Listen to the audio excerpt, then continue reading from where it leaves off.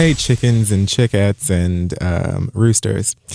This episode of The Read is being brought to you by Squarespace, where you can build an amazing and sexy website that is all your own, whether it's someplace that you want to show yourself off, show off your business, show off your boyfriend or your dog or your chancletas for sale, whatever it is that you do online. Go over to Squarespace. We use it for our own website. This is theread.com, and it's awesome. And if you go there, you can use code READ, that's R-E-A-D, and you'll get 10% off your first purchase. They allow you to use very simple tools to have a great website, so go check them out and let them know we sent you, and let's move on. Hey guys, this episode of The Read is also brought to you by Curly Clips. As you all know, I love to change up my hair all the time for TV and live shows and all kinds of stuff. But a lot of styles can take a really long time to put in, or you have to leave them in for a long time because you spend so much money, or they take forever to take back out. It's just a bunch of different stuff. Some of them weigh on your edges, which you know I don't play with. So that is why I love Curly Clips. Curly Clips has curly and afro-textured clip-ins that you can just quickly add to your hair. It makes an amazing difference as far as styles are concerned. They've got different textures available. They've got different shades of natural colored hair, so you can actually buy a clip-in that matches your hair and you don't have to dye your hair or the clip-in. And they look amazing. Once you get the hang of it, they're super easy and fast to install. I can do it in like less than 10 minutes now, a whole head. Plus, it's Black owned, which you know is super important to me. And they were just named Best in Black Beauty by Essence Magazine. They've got over 1,000 reviews on their website, so feel free to go check it out for yourself. You don't have to just take my word for it, but you can get $15 off your next purchase by going to curlyclips.com and using offer code READ. That's curly with a K and clips with a K. .com, enter offer code READ and save $15 on your next purchase. Let Curly Clips get you together. And now let's start the show.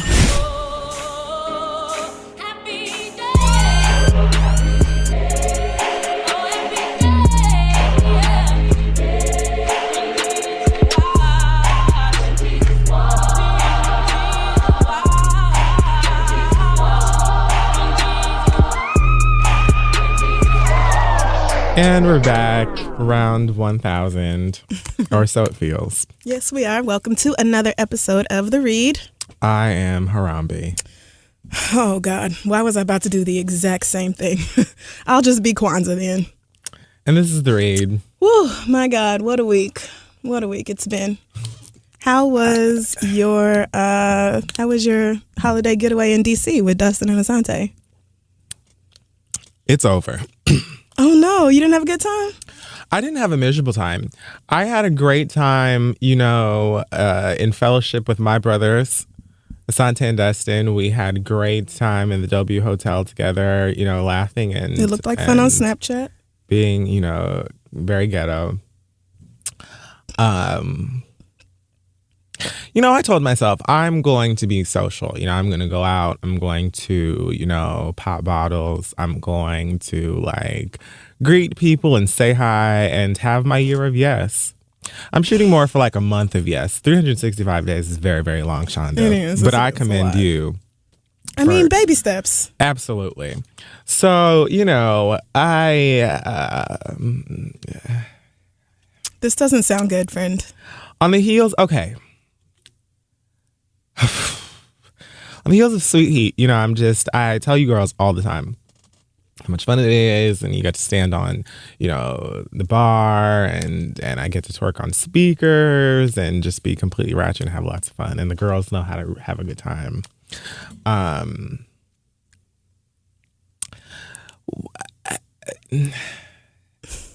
I did it, and that is really the point, is that I'm finished. Okay. So it was like a challenge for you to complete then. It wasn't even that it was that bad. It wasn't because I expected to hate it because, I thought the gays would be doing too much. And a lot of the gays do too much.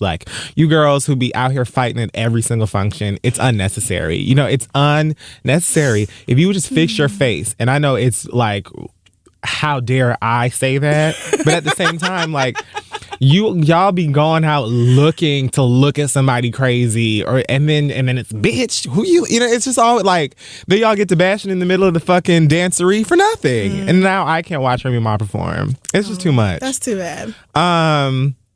But I think other than that, I was, the gays came out and they did commit themselves to having a time. People were dancing, having drinks, just having a good time. Chase tried the fuck out of me again on multiple occasions. Now, I feel like... Oh, no.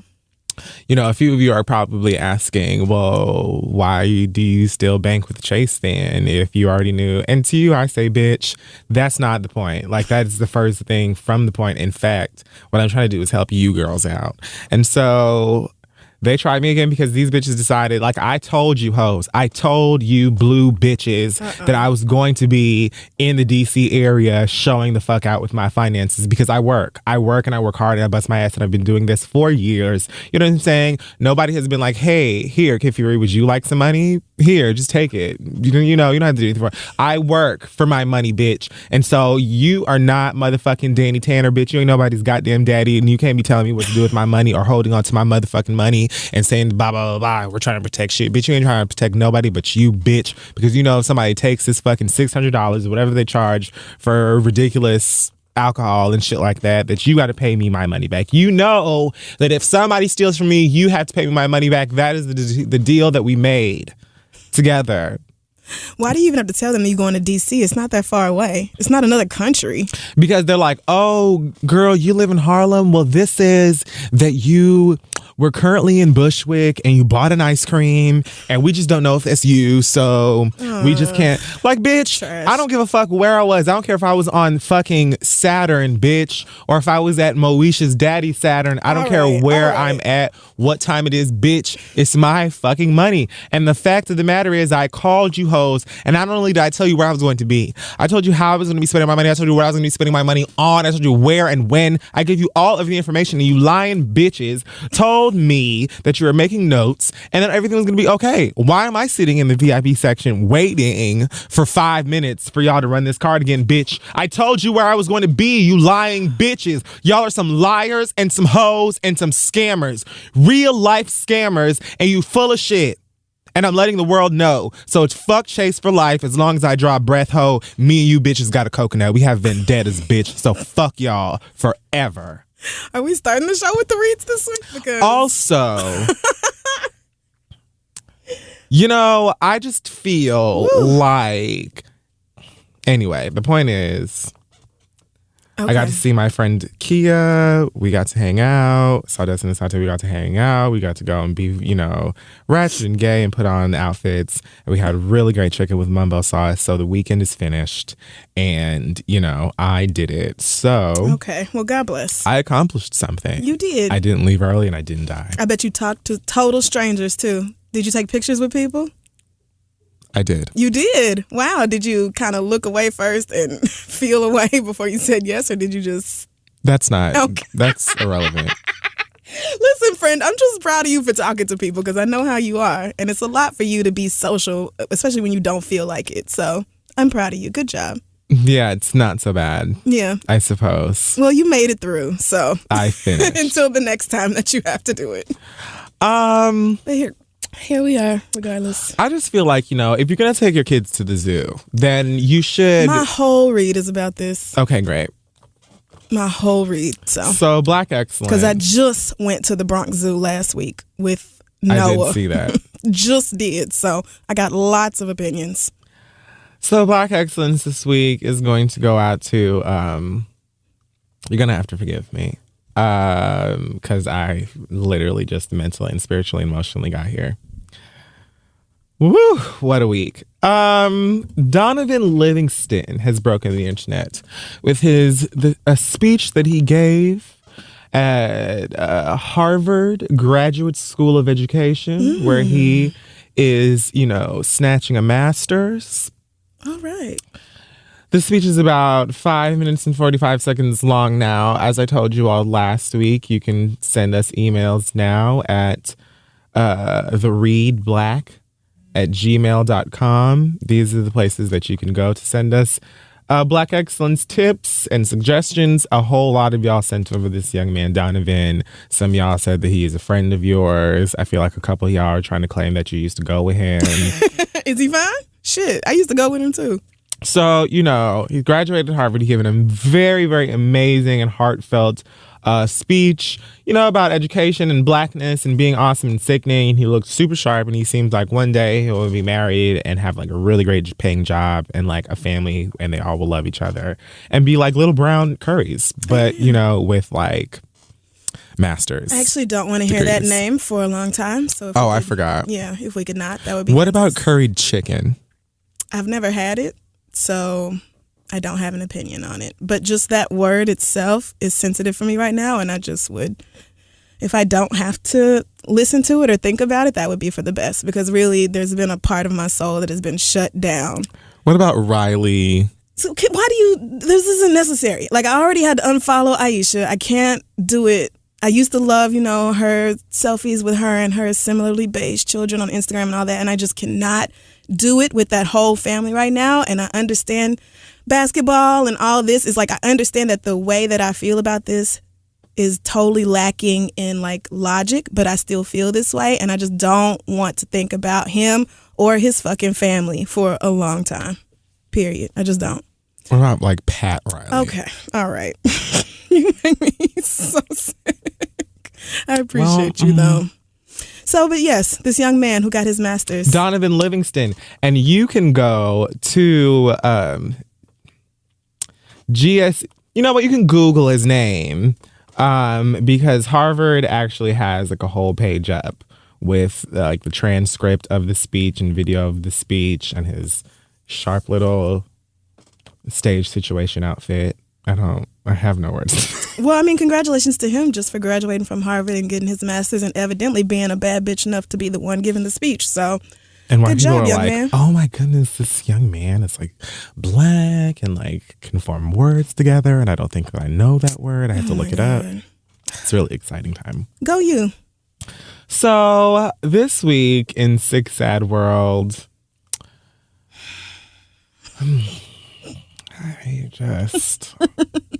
I just love the moment when I try to figure out which story you're going to lead with. I'm trying to start with something positive. A grab bag. I don't really. It's okay. I mean, if everything is shitty, then everything is just shitty. It just really isn't. What else is new? Anything. Yeah.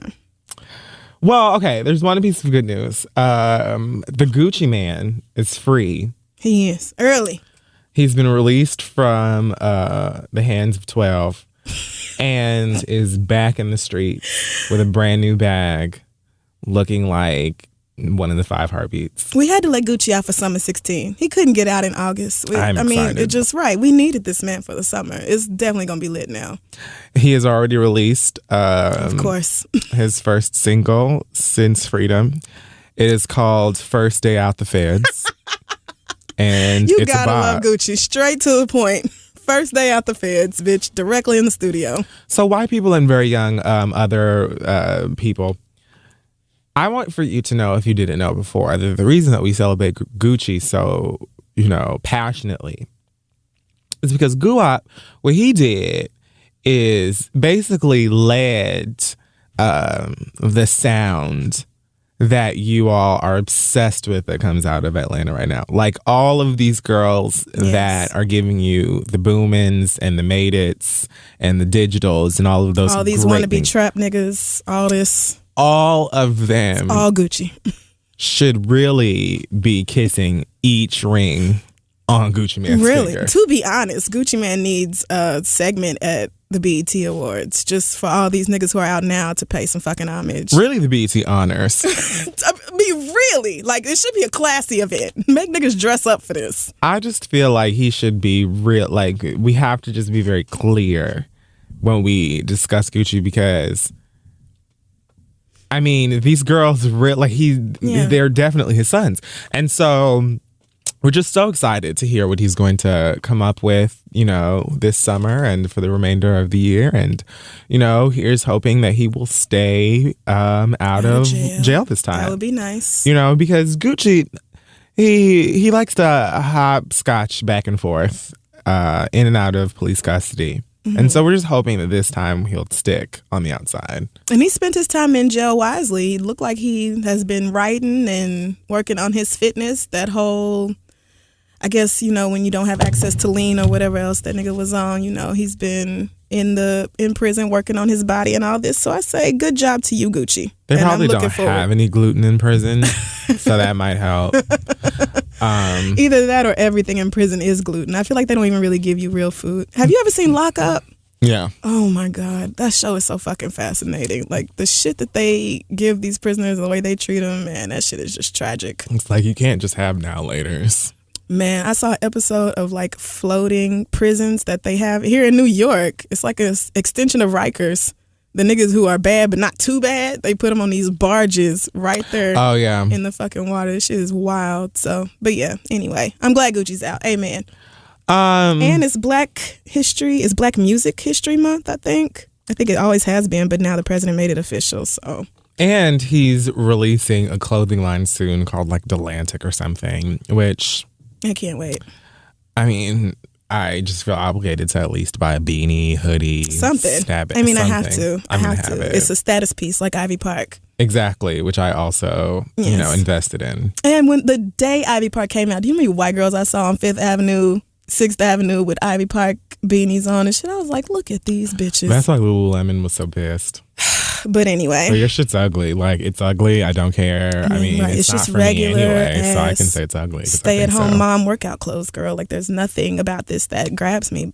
I thought Snapchat put out a Gucci filter when he got out, but I think that was just niggas putting ice cream cones on their Snapchats. No, there was a Gucci filter. Was there really? Yes. I don't know if it was an official Snapchat filter or if like some niggas in Atlanta just bought it, because you can do that now. Yeah. But either way, it was fire. Okay. And niggas were still putting Gucci Man. I mean, they were still putting ice cream emojis on their faces. But yeah, that'll never die. Because we're creative. We're gonna need ice. He should be selling, when he releases this clothing line, he definitely needs temporary ice cream tattoos. Yeah, I don't know why. I feel like that's a thing. Well, what do you mean? Like already you can get I don't know if he sells them, but I feel like there's like he needs official Guwap ice cream tattoos. Like temporary tattoos. Yeah. Different colors for the and all culture, kinds of shit. I agree. Right, of course. All kinds of shit. Speaking of niggas in jail, so there's this rapper named Troy Ave, and he, I believe he's from Brooklyn, New York. Mm-hmm. Somewhere in New York. Yeah. And he was recently at Irving Plaza during what was supposed to be a T.I. concert. I think that he was on the bill or something that evening. For one reason or the next, they say that he has some kind of issues with Mano, who is also a rapper from Brooklyn. Mano says, nigga, I don't know what the fuck y'all talking about.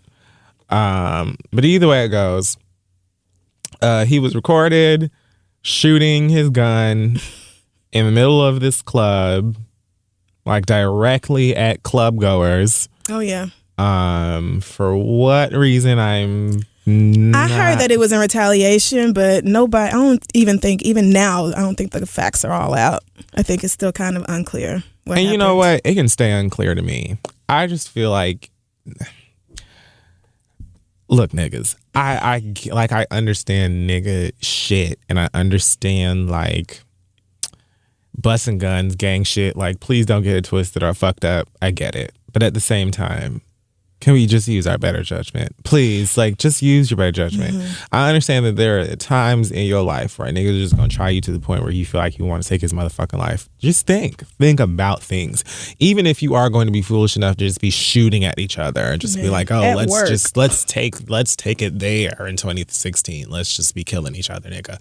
Like, even if that's what you're gonna do in the club, like in the middle of a nightclub where people who have nothing to do with your shit are running around, and then now niggas are wounded and somebody's dead that ain't got nothing to do with it, and all this stuff, like, right, like, and for what? Right, for what, girl? For what? How do you really feel being Troy Ave? Your rap career is on the rise. Like, you out here booking. I mean, yeah, it was on the rise. He was making a bigger name for himself. I'm not saying he was a star by any means, but he was out here. I mean, I knew who he was. And now, right. And now look, like, this was just poor decision making all around. And now somebody is dead. But that's not how you fire a gun. But that's neither here nor there. Extremely clear video.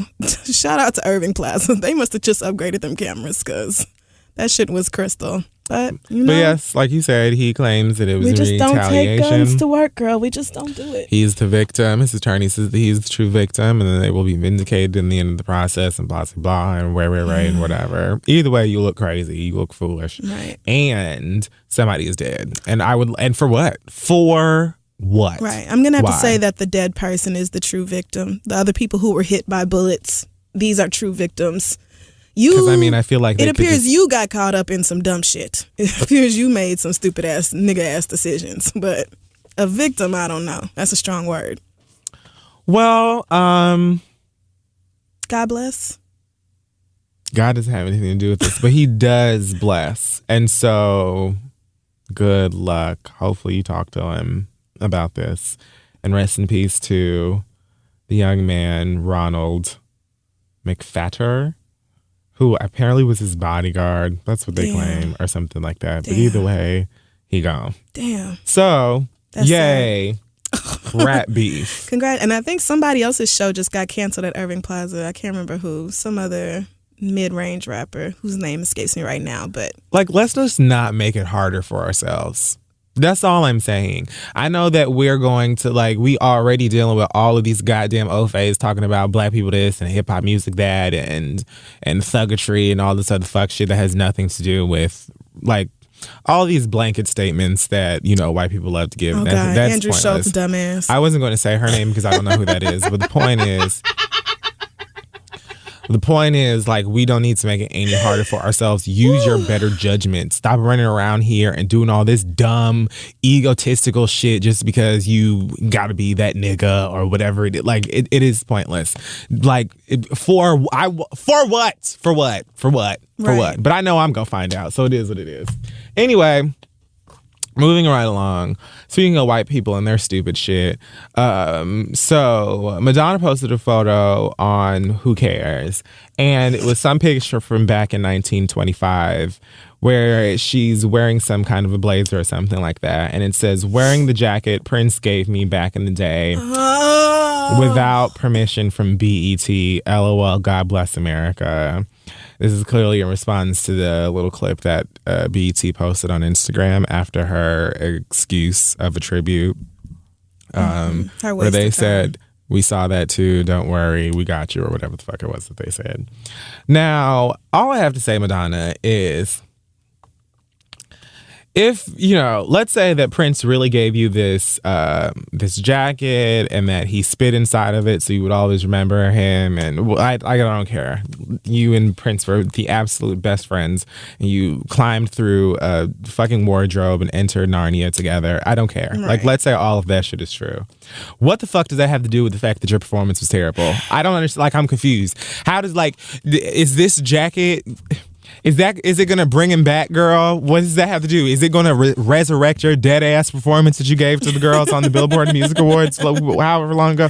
Like, I want to know how that changes the fact that niggas saw your goddamn tribute and it was ass. Please. Right, enlighten me. She just reminds me of one of those white people who gets called out on some dumb racist shit and then pulls out every little piece of evidence they have that connects them to a black person. Like, oh, here's my excuse. Here's my gateway. Here's my past. Like, don't be mad at me. Me and Prince are best friends. And he gave me a lock of his hair once. That you did. Nobody said you didn't know Prince. We know that you have met Prince. The fact of the matter is that y'all hung out. It was just bad, girl. It was just a bad performance. It still sucked. Even if it wasn't a Prince tribute, you could have sung anything, and I feel like you would have sounded similarly terrible. Like, you can't sing. It was bad. But in the context of Prince's death and how it was supposed to be this whole big, great thing, like, it was just horrible. And sometimes you have a horrible performance, you just have to suck it up and get over it. You still rich. So what's the problem? You're still rich, you're still Madonna, you're still a legend, but your performance sucked. And we have the right to say that it sucked because you're performing a tribute to a legend that just passed that we're all still broken up about, and it was ass, and it was terrible. And not only was it terrible and it was ass, but it was a terrible ass performance from a performer that we didn't even want to do the tribute in the fucking first place. You weren't even qualified in so many opinions to give this tribute. There were so many better decisions or choices that could have been made involving this tribute, but they chose you anyway, bitch, because you, Madonna, y'all are allegedly best friends or were best friends or whatever, and that's fine. Nobody's taking it away from you. But you posting this, Prince probably in heaven and saw this and was like, girl, if I could take it back, I would.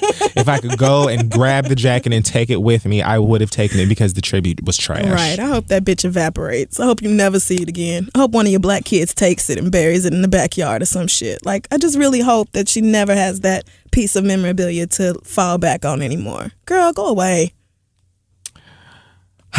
So, Tamar still doesn't have a job on daytime TV. Now, why? The shade is that apparently, like we mentioned, I think last week, she felt some kind of way because the girls didn't respond to her text fast enough for the group chat, and so you know, she was pissed, I guess, in whichever wig she wears at the time. And then somebody posted a meme. It's really insane to me now that memes like get celebrities into trouble or they like become a story. Mm-hmm. Well, because people don't know how to not react to them. People don't know how to just let them go. But they end up making like the blogs and a lot of time the actual news. First of all, 90% of memes are stupid. Or poorly done. Or horribly done. Misspelled, terrible font. Or they only apply to you, bitch. Like, that's not fun. It's not funny if I don't get it. Right, the weirdly specific ones. Like, okay, girl, you could have kept that to you and your friends in iMessage. Right. That wasn't for the gram. When your daddy left a Corona in your car with a cigarette in it, and now the whole car smells like trash when you on your way to Popeyes for work. Like, but that doesn't have any. It's not relevant to my life. Anyway. So someone posted this picture of all the girls from The Read when Tamar worked who? The where? This is The Read. The girls from that other show that almost sounds like this one. And Tamar, I'm just going to show you the photograph. She's sitting off to the side. Oh. The caption says, when you're in a room full of phony bitches, it's best to distance yourself. Oh, God. So Tamar liked the photo and then posted a caption that said pretty much with the nails being painted emoji. Okay. What about Tamara? I thought they were friends. I thought they were BFFs too. I thought that, that Aria and Aiden and Vince Herbert Jr. all went to Chuck E. Cheese together and stuff. That little baby looks just like Vince. He is so cute. Oh, Tamar's son. Logan? Yes, I think that's his name. I think that's his name. He's so cute. He is. He's adorable. So, despite all the odds. Despite every single one of them. Just, that baby, he just persevered anyway. Ain't he? All the time. In the womb, God was like, don't worry, little baby. Don't worry, I got you. I'm going to get this face right on together. You're going to be all right. So, is she still blaming her coworkers for not having a job? I don't think that she's blaming her coworkers for having a job. I think that she's a little upset at a few of them because of... I mean, they didn't support her enough. I don't know. Maybe they should have all quit. What do you expect out of people you had nothing but a business relationship with, girl? At the end of the day, this is about money, period. This is not about friends. Y'all weren't friends before the show. So what do you really expect them to do? And I feel like and this is no shade. Well, I guess it is. Who cares? Of course it is. Out of all of them, I would feel like you would be the what is the word I'm looking for? I feel like out of not the star in essence, but I feel like out of all of them, if one of y'all were to lose the job, I feel like she would be the one that's good. Oh, you know what I mean? All the people that get fired, she would be the last one on right. She would be the one out of all of them would be like, okay. You know what I'm saying? She was the reason that people were tuning in. Well, there were already some comments from people saying, oh, it's boring now and whatnot. I mean, I happen to think that it was boring prior to her being fired, but that's just my personal opinion. Apparently the show was doing well, though. Dustin said they had 4 Emmy nominations. Yeah, and they just got picked up for like another 2 seasons or something, and they don't just pick up fucking shows for seasons like amazing. That. More than it must have been doing better than I thought. Yeah, I think, people are tired of Barbara Walters' squad, so they're just trying to them move bitches on have to just fallen else. Apart altogether. I mean, that's just a joke. The View is just bad, and it used to be amazing. It used to be literally I watched The View from top to bottom. Even with Elizabeth Hasselbeck's terrible ass, it was still good. Like, it was a good show, and it was a bunch of really opinionated women giving their opinion on all these different topics and stuff, and it is just completely deteriorated. It's just not good. Utter trash now. So ABC need to go on and let that go. I don't know what Tamar is specifically upset about, but she hopped on Instagram again and said, "Man, happy, positive, and not an ill will toward anyone or anything. Check me out on Steve Harvey Morning Show tomorrow and hear why I have so much joy. God is in control and he has prepared me for what's to come. I may joke or shade, and that's just jokes, but no, in order for him to use my heart, love, and whatever." Okay, girl. Why bring God into this? Because she's mad, but then she got caught being mad, but she don't want y'all to know that she's mad, so she's not mad. But you're clearly mad. Be mad, you got fired. All right. Yeah, and that's okay to be mad about. It's okay to be in your feelings because you lost your job. But at the same time, how much are we supposed to cry for you? Like, oh no, poor millionaire Tamar. What are we?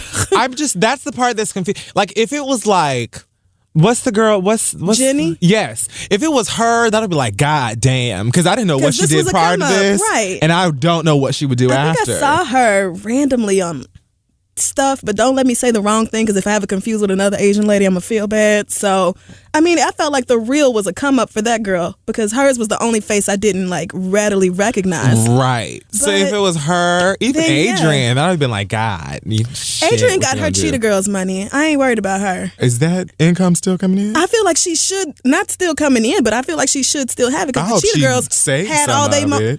Not only did they have them movies, they actually turned that shit into an actual group, and them bitches made, and went on tour. Right. So Adrian, and she had 3LW. Like, not saying they made no whole lot of money, but I feel like Adrian. Adrian's probably not broke. I'm not saying, you know what I'm saying. I'm saying in terms of like what you would do after this, like what your next come up would be. Tamar can always go right back to singing. Always. She has a very good, like a strong fan base, and she has a great voice. Like, so I'm thinking, okay, so you're not doing the real anymore. Go right back to And you already music. have another TV show. You have two more TV shows. You're already on TV. Because you got one with your sisters and with your husband. So, I don't understand what she's mad about. Right. I mean, I get it, but I get it, but all this internet stuff, it just seems like extra, because who is really gonna go out of their heart like, oh no, poor Tamar, you so disenfranchised? Like, bitch. I think what we're trying to say here is that had it been either one of us, we would have been like, okay, girl. Well, like, goodbye. Yeah, that sucks, but this would be something I would be texting my friends about once again, and not releasing all my feelings for the internet, because it's just not that deep. Make sure that you have my last check in the mail, and I want it on time. Mm-hmm. And and that's it. Goodbye. Like, sometimes doors close, and that's it. That's just, okay, Tamar. But she wouldn't be Tamar if she didn't do the most. That's why she got fired in the first place. So, oh God. Speaking of people who are no longer together, Cynthia Bailey and Peter Bailey are. What's Peter? I don't know, because I only call him Uncle Ben. So I don't know his last name. It's irrelevant. His beard confuses me. I feel like Peter is not as old as he looks. Yeah, I feel like he wants his beard to be white. But he doesn't look like a natural white. Right. Or like it went gray prematurely, and he could have dyed it, but it was just like, fuck it at the same time. Like, maybe he thinks it makes him look distinguished. Right. But really, he's just a fuck nigga. Like, you could have just left it with a little salt and pepper until you got there. But he's like, no, this gray just, it accents my chocolate. But I always felt like he was too ugly for Cynthia, especially given who her baby daddy is. But you know what? Peter is bald and dark-skinned and allegedly Jamaican. And that's how you get fucked up. Like, the West Indian stuff. Like, when he went back to Jamaica and met his actual family, I was like, okay, God, this nigga really is from the island. Fine. But the way they were looking at him, I was like, oh, y'all ain't seen each other in forever. They said, oh yeah, he left when he was like 13 or something. I was like, there it is. Back in 78. There it is. That's it right there. That explains it. Because they were like, we out here with this jerk chicken and all, but we don't know this nigga like that. I ain't seen this nigga since the Wailers were on tour, and I just feel like we don't really know him like that, but we know we related. Yeah. And so here he is. I didn't realize the Dick 2 bomb phenomenon had women like really out here fucking their lives up. Like, I knew from the inbox and, stuff like that women were making bad decisions behind dick, but like getting married to niggas who ain't shit and who are constantly in some mess and staying in a relationship far longer than you should have because of dick. Like, I just don't know what else it could have been. Well, I think that a part of that is in because what else does Peter have, really? It's not money. It's not looks. It's not charm. Lots of sunglasses. Lots of linen cat daddy suits. It It must be the dick. It's got to be. I don't want to think about that. I mean, no, I don't either. But every woman I've ever talked to has warned me about West Indian men and their genitals. Like, almost always. So it's problematic. And you know something that I was going to say, I think that a big part of the reason that a lot of girls get caught up behind dick and like niggas is because we make women feel like they have to have that as like that needs to be a part of their life. You know what I'm saying? Like having a husband and having a family and being a wife and all of that stuff, like it's abnormal for you not to have those things. Oh yeah. No matter what else you have accomplished, it's like something's wrong with you if you don't have a man. Right. And at a certain age, like by a certain age. Right. And so a lot of times I think that women end up in situations with a nigga and he's like not great, but it's like, okay, well, I got one, so I did what I was supposed to. But Lord. you don't have to. Like, you can absolutely be single. You never have to get married if you don't want to. You ain't got to have no motherfucking kids if you don't want to. Like, and if that nigga is trash, you can tell him to leave until you find a real good one. And if you never do, okay, well, girl, like, focus on having I mean, just listen to some Trina. You know, listen to Trina. Focus on having a good life all by yourself. Because you can do bad by yourself. You really can. You can be broke all by yourself. You can be miserable at home, crying all alone. You don't need somebody to help you be sad. Like, no one ever says, niggas, like, when are you going to be a husband? Like, when are you going to It's about time for you to settle down. Except only mothers who are looking for, like, grandchildren. Moms who are looking for grandbabies and moms who are the moms of hoes. Yes. Or both. Yes. They're the ones who would be like, okay, you need to stop running out here with all these fast girls. Yes. No, niggas never get that fucking narrative of, oh, you need to be at home and blah, blah, blah, blah, blah, whatever like and that. it's definitely not societal pressure for them to have a man. Like, I remember, it's not so bad now, but back in the 90s and stuff, there was always a bunch of news stories and like speculation about why Oprah didn't have a man and what's wrong with Oprah because she's not married. And even then I was just like, but this bitch is a billionaire. Like, Oprah done built a whole ass media empire off her name and y'all are worried about her husband? Like, I always just assumed Oprah was like, for what? Like, what? I could buy a man. Like, I don't even want to do that to you. You know what I'm saying? Like, I don't even feel like there is literally nobody out here who I'm just being like married to, but then I got to be with you for like forever. Just not good enough. Like, I'm Oprah. Like, I have everything. And when you are satisfied with your life and you are fulfilled in what you've been doing, people act like it's something wrong with you because you're not turning around every corner begging and searching for a nigga. Like, damn, maybe my life is good. And maybe if I'm meant to be with somebody, then that person will just come into my life when they're supposed to. Why force it? I'm a nigga and I'm not looking forward to getting, I'm not saying I'm not looking forward. I'm not trying to make marriage or any of those things part of my life. Yeah. I just came around to the idea of possibly having a child one day. And if I do that, I'm making sure that I do it solo and dolo. That way, if I ever do get with a nigga, when you gone, bitch, my baby's coming with me. I'm not gonna go and get with no nigga and we get married and do all this shit and then we go and pick one out together, bitch. And then you want to be like, oh, well, custody. No, my child will be my child before I come to you. You just don't want to have to way, co-parent. when I'm gone, my child is gone too. That's it. No, I don't want to have to. That's I don't have no problem co-parenting. I don't have no problem taking care of a kid in a relationship together. But I'm being optimistic. If we separate one day, possibly, if the stars don't align, then I don't want to have to be like, oh, well, let me take this nigga over to such and such. It's Saturday, and he's supposed to get it 2 times a week. I'm not doing all that. All that child support, all that shit. That when just you gone, like bitch, so I just want to, if I so choose, I want to never have to see you ever again. Yeah. So, but you can't do that when you're raising a child with somebody. You have to be unselfish. It's not an option. I'm not interested in that. I understand. I'm open to marriage, but I'm also very aware that it's not up to me if I get married. Like, it's not up to me to meet a nigga worth a damn. You know, that's not really under my control. If it happens, it happens. But I just may never meet somebody who is worth marriage.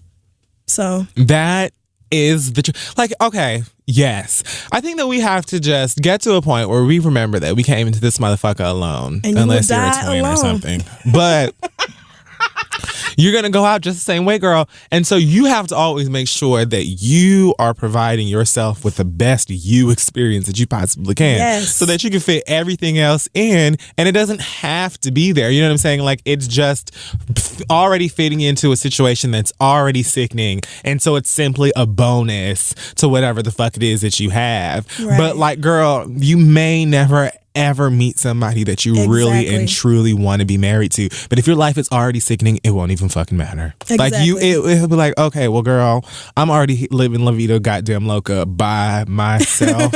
So I'm not going to be miserable because I ain't got no nigga, or I don't have no girlfriend or wife. And I don't want to be one of those people who feels like, oh, I got married and now my whole life is about taking care of my husband and helping him get his health together and helping him act like he has, you know, some fucking sense. Because I think there are like multiple studies out that prove men live longer when they get married and women get like more stressed and die earlier than they should because they get married. That sounds and accurate. There's so much stress involved with taking care of men. And then when you have kids, almost always the woman is the default like child care provider, especially when the child is extremely young, and that's just additional stress. Like, if I'm gonna do all that, then you need to be somebody who adds to my life. I don't need another baby, you know? I don't need a dependent. I don't need a nigga who does not know how to function without me or doesn't have his shit together. If I'm gonna be keeping up after you and catering to you, which I'm absolutely Destiny's Fulfilled ready to do for a nigga, but you gotta be an equally bad bitch. Like, I'm not gonna be out here,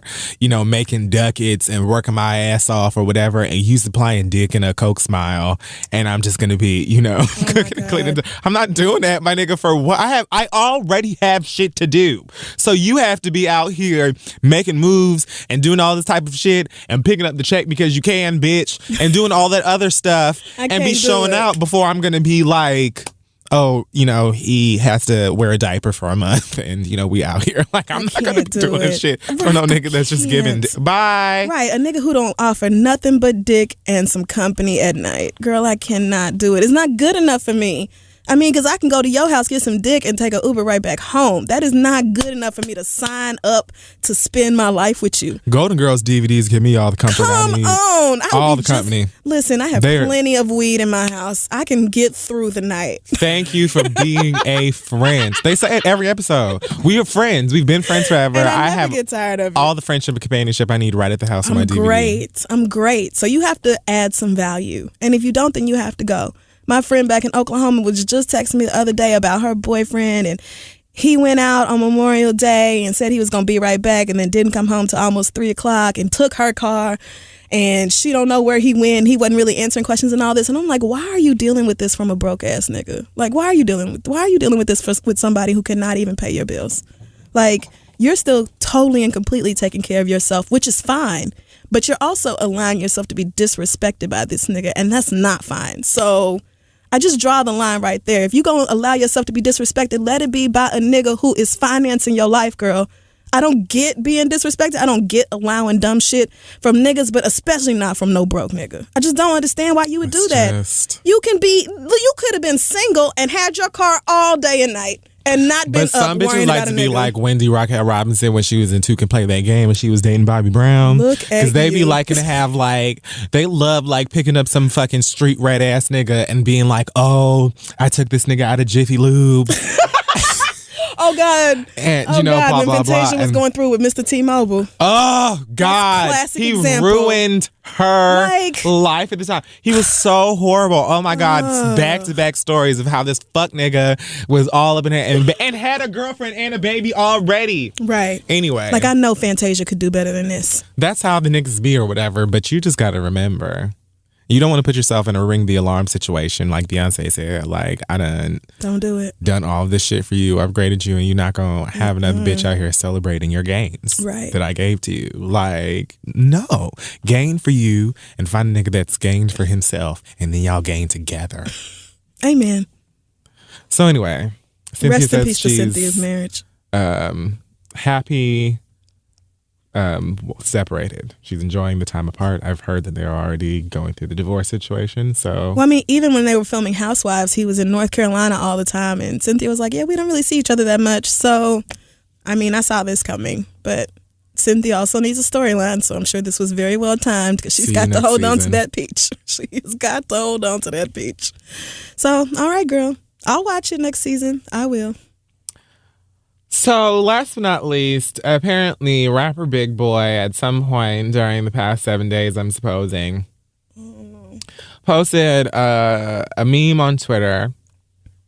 And it says, Mothers in the 70s, with a photo of Florida Evans. Next to it, it says Mothers Now, with a photo of some woman in a bikini or something in front of a baby. And she's like giving you like Miami Bike Week thought pose.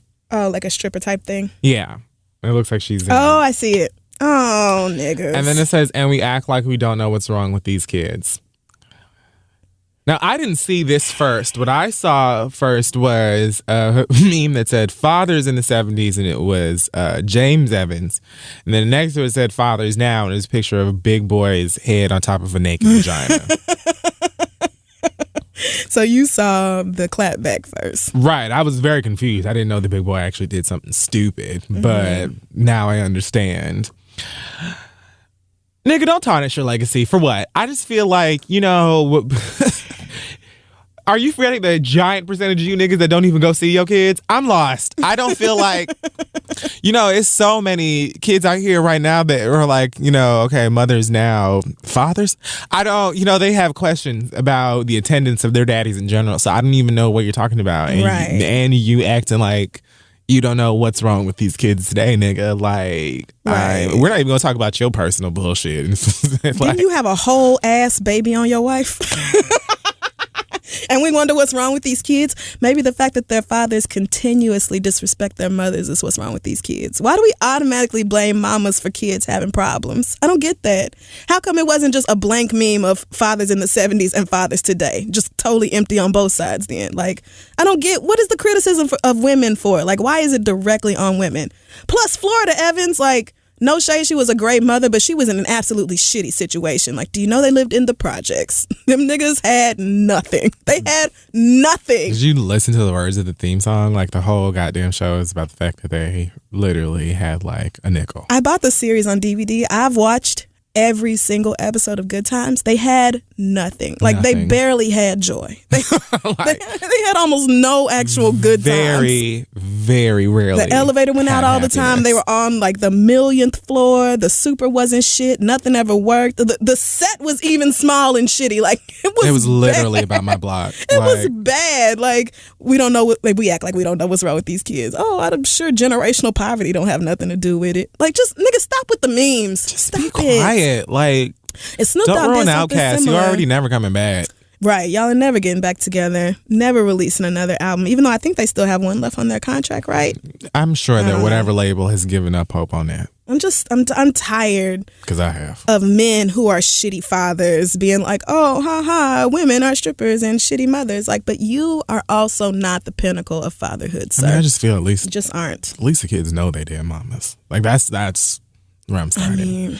I just feel like, sees mama on a regular basis. Mama helps with homework, tucks him in. Speak to his mother. Man. And y'all don't want to pay child support, but don't want to do any of the boring ass daily minutia that you have to do when you have kids. Do you know how fucking tiresome children are?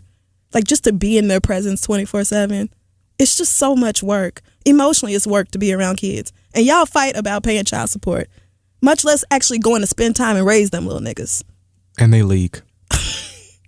I have been around kids all weekend. I went home. All my cousins have kids under the age of 5. Like, and I love them. They are hilarious. I will sit there and watch them all day. But them little niggas are all the way exhausting. Like, just being in the presence of toddlers will make you tired. So I'm tired talking about them. Right. My hat's off to any woman raising kids with no man's help. And then having to, and then you go online and you maybe see your favorite rapper post some bullshit ass meme like, you the problem mothers with kids. Now. Right. Oh, mothers are the issue with these kids. Yeah, okay. You can suck my maternal dick, bitch. That's what you can do, bitch. Come on, maternal dick? At the end of the day, ho, like, what? First of all, there is a not to say that one is more important than the other, because it isn't, but the The experience and the plight of being a mom is very different than it is being a dad. Yeah. Both of you have to be parents and you have to hold your weight, obviously. But like the emotional experience and connection that a mother has with their child is different than that of a father. So like, why don't you mind your motherfucking business? Make sure that all of your kids are getting their fucking straight A's. Make sure that your motherfucking kids ain't out here hoeing. Make sure that your motherfucking kids know right from wrong and on hardcore drugs. Just be a parent to your motherfucking kids and encourage your friends and your niggas that don't even, you know, that your nigga don't go and pay his goddamn child support. You got 18 goddamn friends with 25 kids each and none of them fucking take care of their kids, and y'all hoes still at motherfucking G5 and One Oak and 40/40 Club on the weekend laughing, but then you want to talk about moms today. Shut up. Shut up. Shut up. Dig a ditch in Prospect Park and jump in it. And don't come out. Only time y'all spend more than 3 hours with your kid is on Father's Day and Christmas. And don't even want to do that. And don't even want to do that. You have him on Father's Day just so you could take a picture for social media, and then you send his ass right back home. You don't know what you did. You get him again on Christmas Day because your mama got to see him. You don't know what you did with the macaroni art that they made your motherfucking ass, and it was heartfelt. They glued each and every piece of Easy Mac onto that construction paper, bitch, and you don't even know where it is. Kids what really do mamas do? They have that shit in a closet so they can show your ass again when you're 35 of how you made them a macaroni fucking card that says "Love you, mama" on it, because mamas do that shit, bitch. Now that may not be every fucking mama, but if we're gonna be talking about parents out here today, bitch, we're gonna be pointing all the goddamn fingers, and you niggas definitely need to catch up, and that's the real no Tamar. Right. If you gonna generalize and shit on parents, let it be on fathers.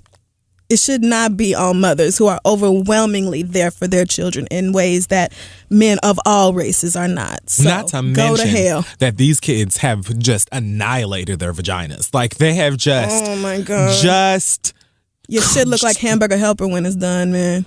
It's just chopped and screwed. Oh, I'm sorry. Did you push a human out of your urethra, nigga? No, you didn't. You didn't. I get so confused. I'm sorry. I get confused. I don't understand the nerve. Man, every time I think about somebody exiting my body through the birth canal, I just get a little nauseous because, you know, that just seems so dramatic and just so intense. And I don't know if I'll personally ever recover from it. Like, how many ice packs does it take for your vagina to look like it used to did? I mean, and then your body is just so much is happening. And let's not do this. I feel like we do this every week with like women in childbirth because it's just so much. I just thank God that I can just go out and fuck that me. Look through like a magazine or iPad or whatever and just make one. Yeah, that's true. By the time you get ready to have a kid, it'll be on an app. Yeah. You could just download it and pick out the kid you want. Yeah. And they'll just deliver it to you. Whatever. You can like download it. They'll just send you a CD in the mail or some shit. You can get a baby all kinds of ways. It'll happen. I could probably give him like tiny, like Tamika Cottle eyes, like at birth. You probably will be able to customize eye color and shit like that. But let's hope you can't actually give them Tamika Cottle sized eyes, because her shit is a little, like, it's disorienting to look her in the face. It's pretty bad. Especially now with them veneers for eyes or whatever she got. I don't know what you call them. They're just so Frozen. bad. Oh God, if I never hear Frozen again. My 3-year-old cousins love that shit, man. If I never hear that shit again, it won't be a day too soon. Well, that's all I've got. Amen. Let's move on. Hey guys, this episode is being brought to you by Audible. Look, if you know anything about us, you know that we love a good book. We love to read people and actual pages. And sometimes, you know, you may not have time to actually sit down and look at a book and read it for yourself. Maybe you're running to work or to school or, you know, from your ex. And so Audible makes it very easy. They've got the perfect solution. They've got tons and tons of audiobooks, over 250,000 amazing titles. They've got Harry Potter. They've got the girl books, the girl with the dragon tattoos and all of those magical things. There's also a book that you can pre-order by Lovey. Say her last name. J. That's right. It's called I'm Judging You, the Do Better Manual. It comes out in September, and you can pre-order it on Audible. with a 30-day trial. Crystal's going to tell you more about these great folks. Yes, Audible's app is free. It works on iPhones, iPad, Android, Windows Phone, over 500 MP3 players. And of course, unlike a streaming or rental service, with Audible, you actually own your books, so you can access them anytime and anywhere right from your device. Y'all know I like to get lifted and walk around Manhattan, and listening to things is a great way to do that. I love Audible. Shonda Rhimes' Year of Yes is available. So if you haven't had the time to read it, you can listen to it with Audible now, and they've also got their great listen guarantee. So if you decide you don't like whatever book you chose, no worries. You can exchange any book for another title anytime. No questions asked. And just for our listeners, Audible is offering a free 30-day trial membership. So go ahead. You know you are way behind on reading and you need to be getting into more books. So go to audiblepodcast.com/theread to start your free trial today. Again, show your support for the show and get your learn on at audiblepodcast.com/theread. Get that free 30-day trial. Let them know that we sent you, and let's move on. This episode of The Read is also being brought to you by Squarespace. I'm sure that you've seen many of their fanciful ads and awesome websites that they power and help folks create. Squarespace makes it an absolute breeze to create your incredible looking websites, whether you need a landing page or a gallery, a professional blog, if you have a store where you want to sell cute little things. All you got to do is go over to squarespace.com, and if you enter offer code READ, you'll get 10% off your first purchase, so go make something pretty. That's right. Squarespace is trusted by hundreds of thousands of shop owners around the world. It includes all the tools you need to track inventory, process orders, and send custom emails if you're interested in running a business. If you just have a blog or personal website that you need to put up really quickly, again, nothing is easier than Squarespace. If I can do it, I know y'all can. It is so simple to log in and make any changes you need to. And if something ever goes wrong, Squarespace has your back with an amazing customer care team. I've hit them up at like 3 o'clock in the morning and got a response within like 15 minutes. It's amazing. They all know how to use Squarespace, and they're always online ready to assist you. So start your free trial today at squarespace.com. Make sure you enter offer code READ to get 10% off your next purchase. That's squarespace.com, offer code READ to get 10% off your next purchase. Let them know the Read sent you. Squarespace. Set your website apart. And now, let's get back to the show. Okay, so we're back, and now it's time for listener letters. It sure is. Send your questions to asktheread@gmail.com. We may just read them aloud on the show. This comes from B, who says, during the Q&A at the Baltimore show, Kid Fury mentioned that at the beginning of his career, he quit his job and focused completely on his brand and improving his craft. You said your folks looked at you a little crazy, but they let you cook. I know someone who is a creative who has always hated punching a clock and working for others. Over the last year, she has chosen not to work, and she lives with others, currently in her parents' basement, creating her art. What's worrisome is that her bills have accumulated. She has no real life to speak of because she has no money, but her art is also no closer to getting out there than before. It seems as if she's hiding from the world, but she says she's, quote, living the dream, end quote. Her parents have gone from confused to angry to resigned and silently worried. They've asked me to talk to her, but as someone who also likes the security of having a regular check, I do not understand her lifestyle enough to really sympathize, let alone give advice. So 2 questions. First, is her behavior typical of the creative journey, or is she being too lazy and scared to face the real world? If it's the former, what should we, her loved ones, do to support her? And if it's the latter, how can we give her a loving kick in the ass? Thanks for your insight, B. Well, I think that I know that everybody's creative process is different, especially depending on what you're creating now. I don't know if when she's saying art that she means like literal visual art, or... Yeah, she doesn't clarify exactly what kind of art her friend does. It doesn't really matter anyway. But yeah, everyone kind of has a different process that they go through in terms of creating and stuff. I think that it definitely is important for you to be honest with yourself when it comes to quitting like a 9-to-5 or a traditional job to focus on being a creative, because you can't, like when I did that, I was lucky enough to still be living with my parents, and they were supportive to an extent. Like neither one of them understood, but like I said before, my father was more like, this is cute, but when are you going to get a job? How much longer? You know what I'm saying? And my mother was like, all right, I don't get it, but if you need any help, or if you need me to like pay for your domain or whatever hosting, then I'll do it, because she didn't get it. But she just liked the fact that I think that my mom saw how much passion I really had behind it. And I was telling her, like, trust me, like, I'm going to do this, that, and the third or whatever. And this is where I'm going with it. And I just, like, it's going to be a thing. And she was like, well, I'm just glad to see you, you know, give a shit about something or whatever. So that's real. You know, have some passion in something. And if you feel like this is going to make some money or do whatever for you, then fine. I don't know that she even thought that it would get as far as it's gotten so far. And obviously I have much more to do. But yeah, you have to be honest, because I knew that, like, I believed in myself, but I still am honest with myself. And I'm like, you know, this could go a million different ways. And if I have to go back to getting a job, then I will go back to getting a job, you know. But I think that I was very invested in what I was doing and just really didn't focus on failure. Like, I was just like, I'm going to make this happen. But you were also making money, I think, is a key distinction. I wasn't making money like I'm making. Well, like, no, not like money now, but you didn't have $0. Her friend is like making no money. Like, there's no progression. Right, but you don't want to be like, it's hard for people when they aren't making any money, because they know they aren't making any money. They know that they aren't broke. I mean, they know that they don't need to be reminded that they're broke. Right. So it's hard for you to be like, okay, bitch, well, you broke and you need to go and get another job and we love you anywhere, whatever. Like, nobody who's a creative wants to hear that fuck shit. Nobody does. But if it's getting to a point where there really is no, like, increase or anything in sight, then you might, I mean... Is a year even enough time to give it?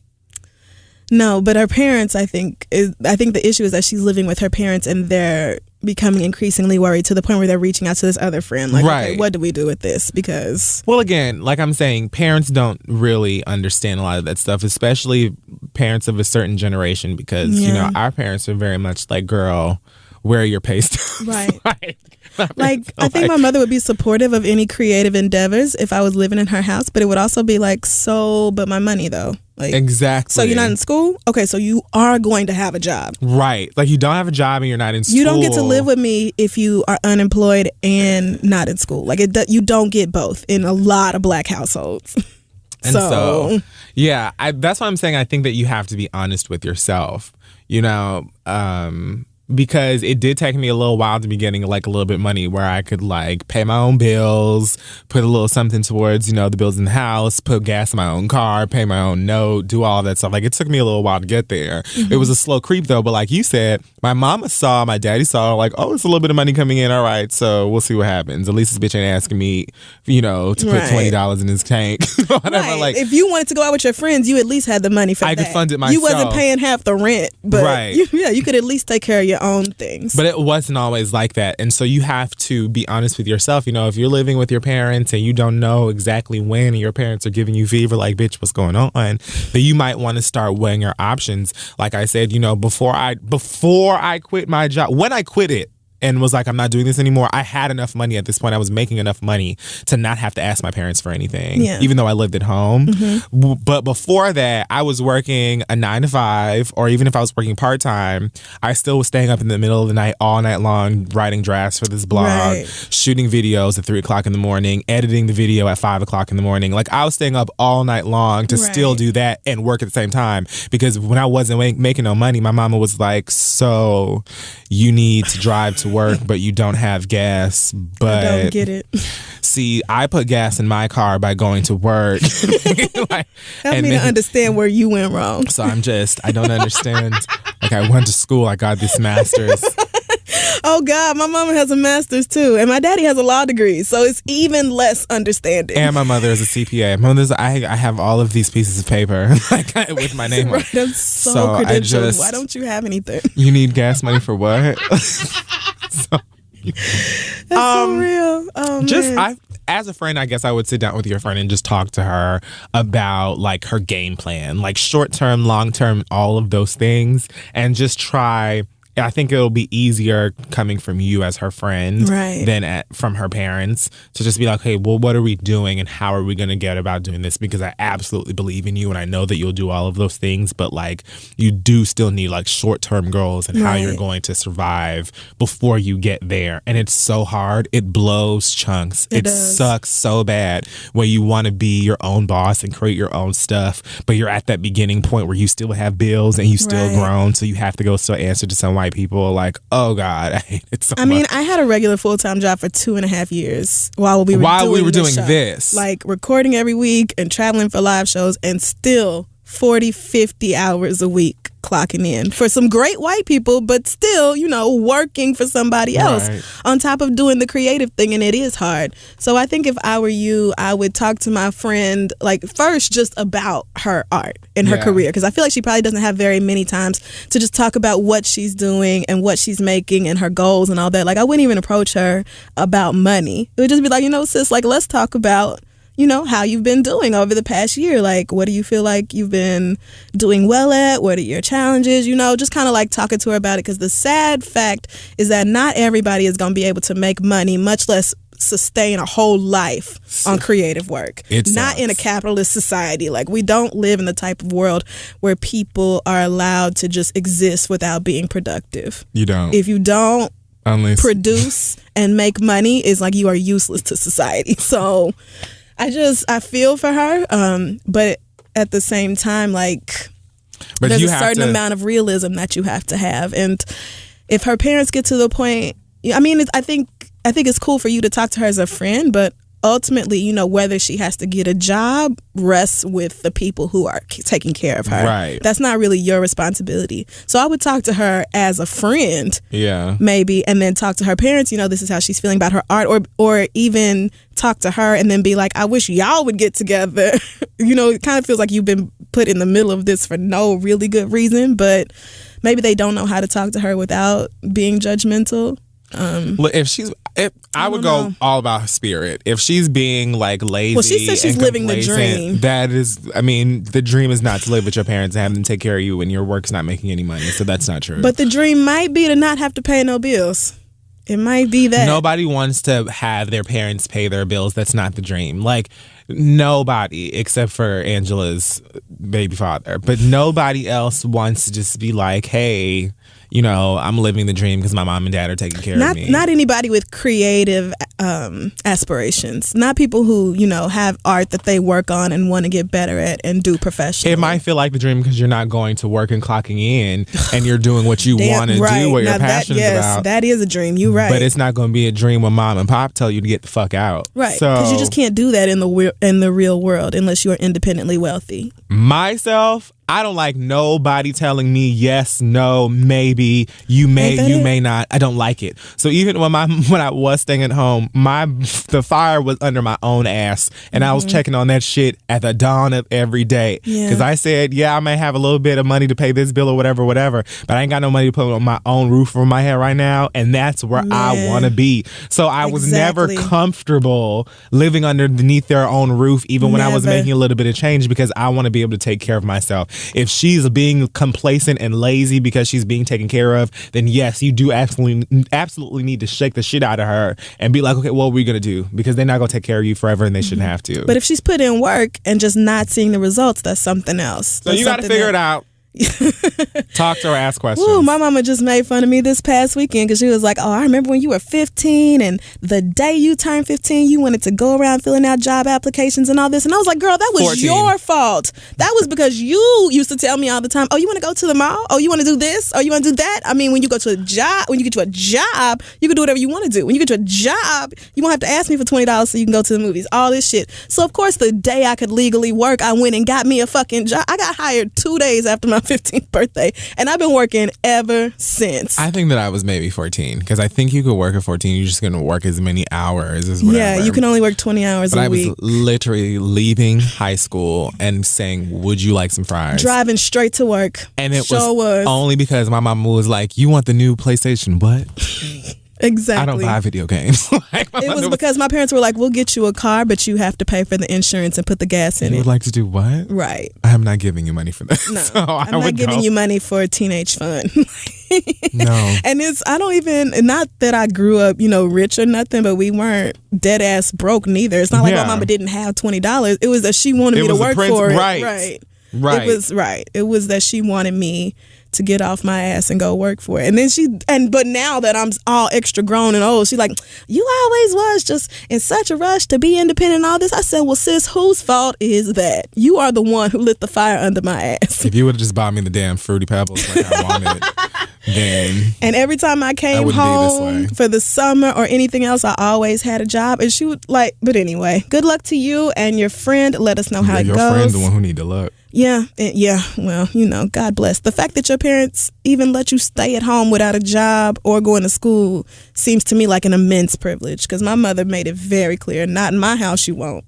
And even now, my little brother, who's about to turn 20, is the last one in her house, and he's been at community college the first 2 years. Now he's going off to a 4-year school, so he'll be moving out in August.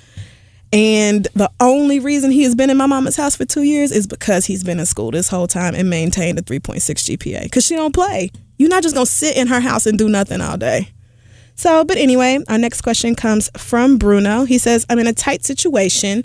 I received a call from my friend's mother that my friend was arrested and placed in jail for a bunch of unpaid tickets and missed court appearances. He has a total of 11 charges, and his mother called to ask me to co-sign on a bond. Nope. His family is short on the amount to put down on the bond, and the bondsman needed a co-signer to guarantee the remaining funds.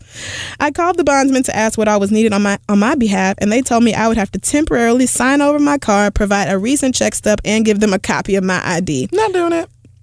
Long story short, if my friend skips out on court or doesn't pay their half, they're coming after me. So I told them, hell no. Now, some of our mutual friends and his siblings are coming for me, saying that I'm wrong for letting him stay in jail because they know I got it, so it shouldn't be a problem, et cetera, et cetera. I kind of feel guilty because he's in jail, but we're not that close anyway. Am I wrong for not wanting to help and cussing all these hoes out for telling me how I should spend my money, or should I set it aside and find a way to help anyway? Let me know what you think. Thanks. When you do the crime, you gotta do the time. When you do the crime, oh yeah, you gotta do the time. When you do the crime. I mean, God bless. It must suck to go to jail for unpaid tickets and missed court appearances. That sounds dumb as hell. That sounds like something that could have been avoided had you just stayed on top of your shit. That sounds like Orange is the New Whack. And it also sounds like his bond probably shouldn't be that high, because that just doesn't sound violent. He didn't break in nowhere. I mean, why can't they all come together and get it? I don't understand why everybody. We can talk about the judicial. Is it the judicial? We can talk about her all day. Right. So, but no, of course you're not wrong. Listen, maybe I would have provided a recent check stub and ID, but signing over my vehicle. You can kiss the blackest part of my hindquarters. I can't even fathom saying yes to that shit. The answer is a simple and swift no. Because listen, you have a history of not going to court when you're supposed to. 11 charges, girl. No. So as soon as your black ass skips out on court again, not only are they coming to my job and looking for me, they gonna take my fucking car. How am I supposed to get to work to bail your motherfucking ass out of jail the next time, bitch, if I ain't got no goddamn car? I didn't do anything. No, the devil is a lie. I understand his family feels away because he's in jail and they don't have the money to get him out, and you do. But it's completely unreasonable to expect you to sign over your fucking car on behalf of a nigga who you say you're not even that close to, and who has shown over and over again that he likes to not go to court. No.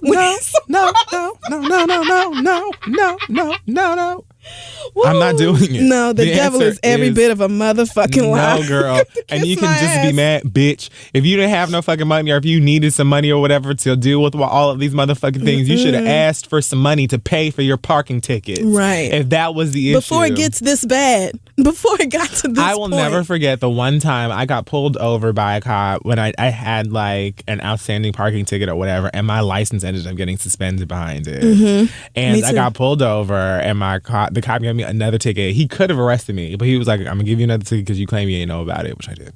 But they arrested me back for driving with a suspended license. Yep, they sure did. Me and my friends, I was in college and we were on our way to Walmart in a very white town in Oklahoma. That's the worst place to get arrested. I mean, and it was like 12:30 in the morning because it's late and college students don't give a fuck about nothing. I think it was like 3. So everybody kicks it at Walmart, right? And I got pulled over and the man was like, well, your friends are going to have to drive your car because you're going to jail for driving with a suspended license. And I was like, are you fucking kidding? Like, it just seemed to me like you can arrest me for this? Like, this is a ticket I didn't know about from like 2 years ago. But anyway, I was out in like 2 hours, but still, state thing, that was enough. They had like no, it's up to the officer. So considering where I was in Oklahoma, which is the richest city in Oklahoma, I'm not surprised that it happened. I was just like, wow, like you're really doing this. Like you're really going to arrest me right now for driving with a suspended license. Okay. Either way, I took that other ticket back to my daddy and was like, okay, so look, I don't know what's going on. And my daddy was like, did you know that you had a ticket before? And I was like, yes, but I didn't. So he said, when you get a parking ticket or any other kind of citation, it will not simply just disappear. Which is what I thought. It does not just go away. It doesn't just evaporate. Right. When I say my daddy read me to bits, he was like, so you just thought that you could just imagine that it didn't happen and that you would just not have to pay the ticket anymore? I just thought, if I don't pay it. I mean, because I remember getting the ticket, but I also remember being like, who cares? He was pissed. He was like, so now the situation is even worse. And I have to pay for both of these damn tickets. Woo! Because you can just, if you didn't have the money, you could have just came and asked me to pay for the ticket the first time. I was like, well, I thought that you would be mad at me. Well, now I'm pissed. Now I'm pissed. Like, so what I'm simply saying here is if your friend who's not really that much of your friend needed some help paying some tickets or whatever, you should have figured out a way to take care of those tickets so that you wouldn't get arrested. Why the fuck I gotta sign off my hoopty, bitch?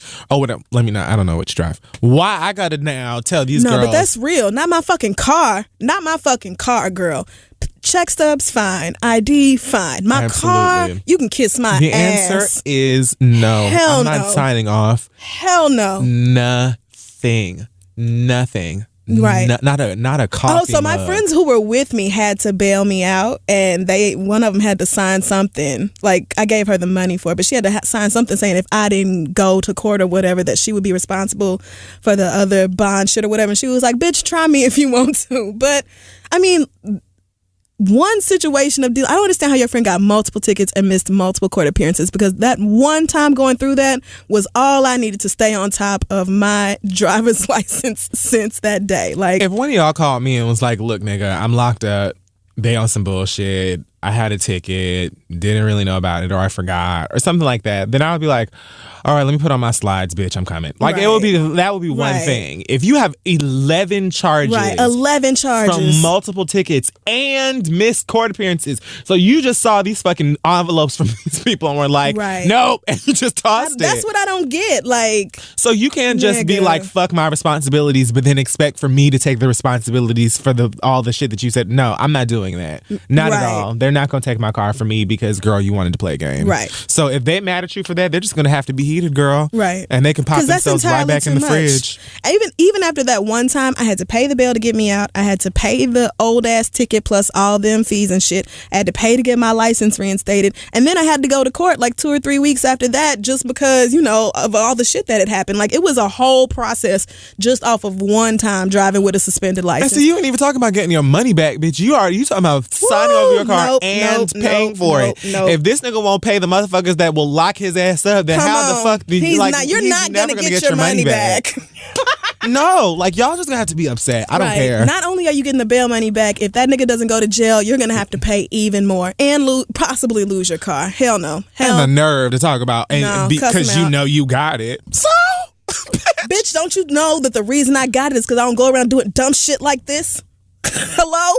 I don't give my money to the fucking feds 3 times a month, bitch, because I refuse to pay the tickets. Maybe I shouldn't park. Maybe you need to get a bus ticket. Man, if you have an unpaid parking ticket or a traffic violation, please go pay it right now, because it will not just go away. It doesn't disappear. It does not. It does not disappear. They will take your license from you, and then you will be on transit. Man. So just take it. Just do it. And a couple years after that, I got another ticket driving fast on my way back from Atlanta, actually the weekend that me and you hung out in Atlanta, and I got another expensive ass ticket, and I was like, but is see, it a really speeding gonna ticket matter? and a parking ticket are two different prices. They are, but I was for a split second I was like, do I really have to pay this $170 ticket? And then I was like, you know what, girl? Yes, the fuck you do. Yes. Yes, the fuck you do. Yes. And that's gonna be what you do. The last thing you need is another problem with your driver's license. Because the one ticket that I may have gotten after that bullshit, I paid it immediately. Immediately.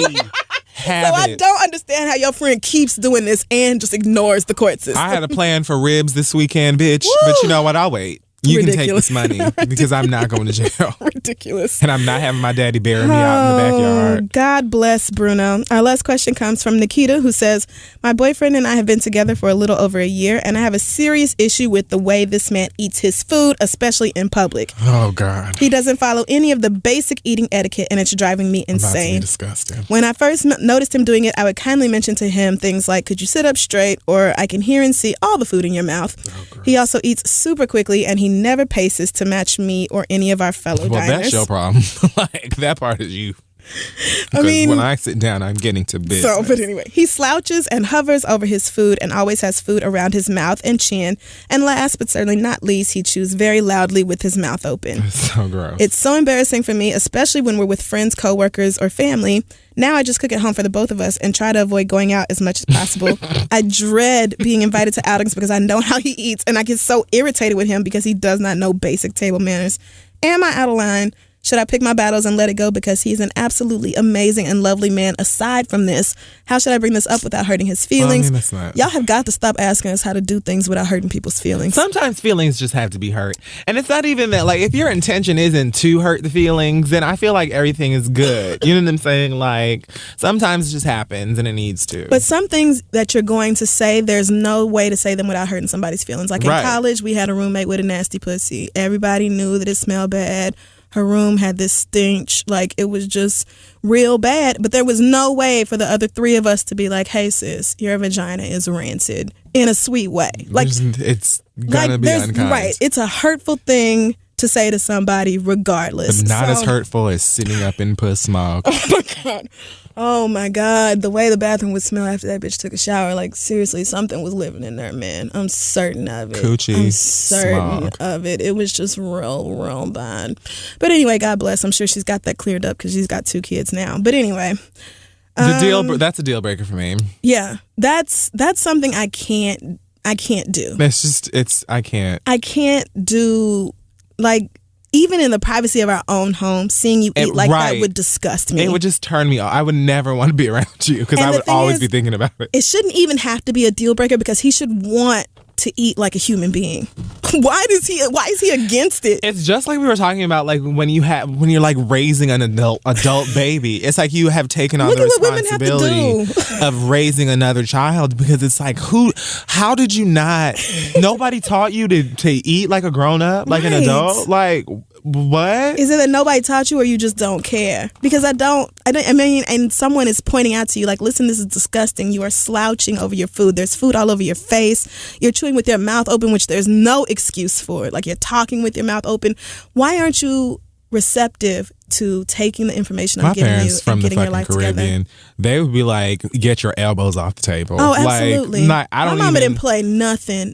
Oh my God. I'd be like, what the fuck, my elbows? Like, I can't rest my elbows. Girl, I'm at home. Are you serious? I can't just slurp the damn cereal? No, my mama would not play that. Like, not even at home, much less in a fucking restaurant. In public, you embarrass her like this? Why is your fork on that side of the table? So It's like, so you out here embarrassing me? Like I didn't teach you nothing? Like I didn't raise you right?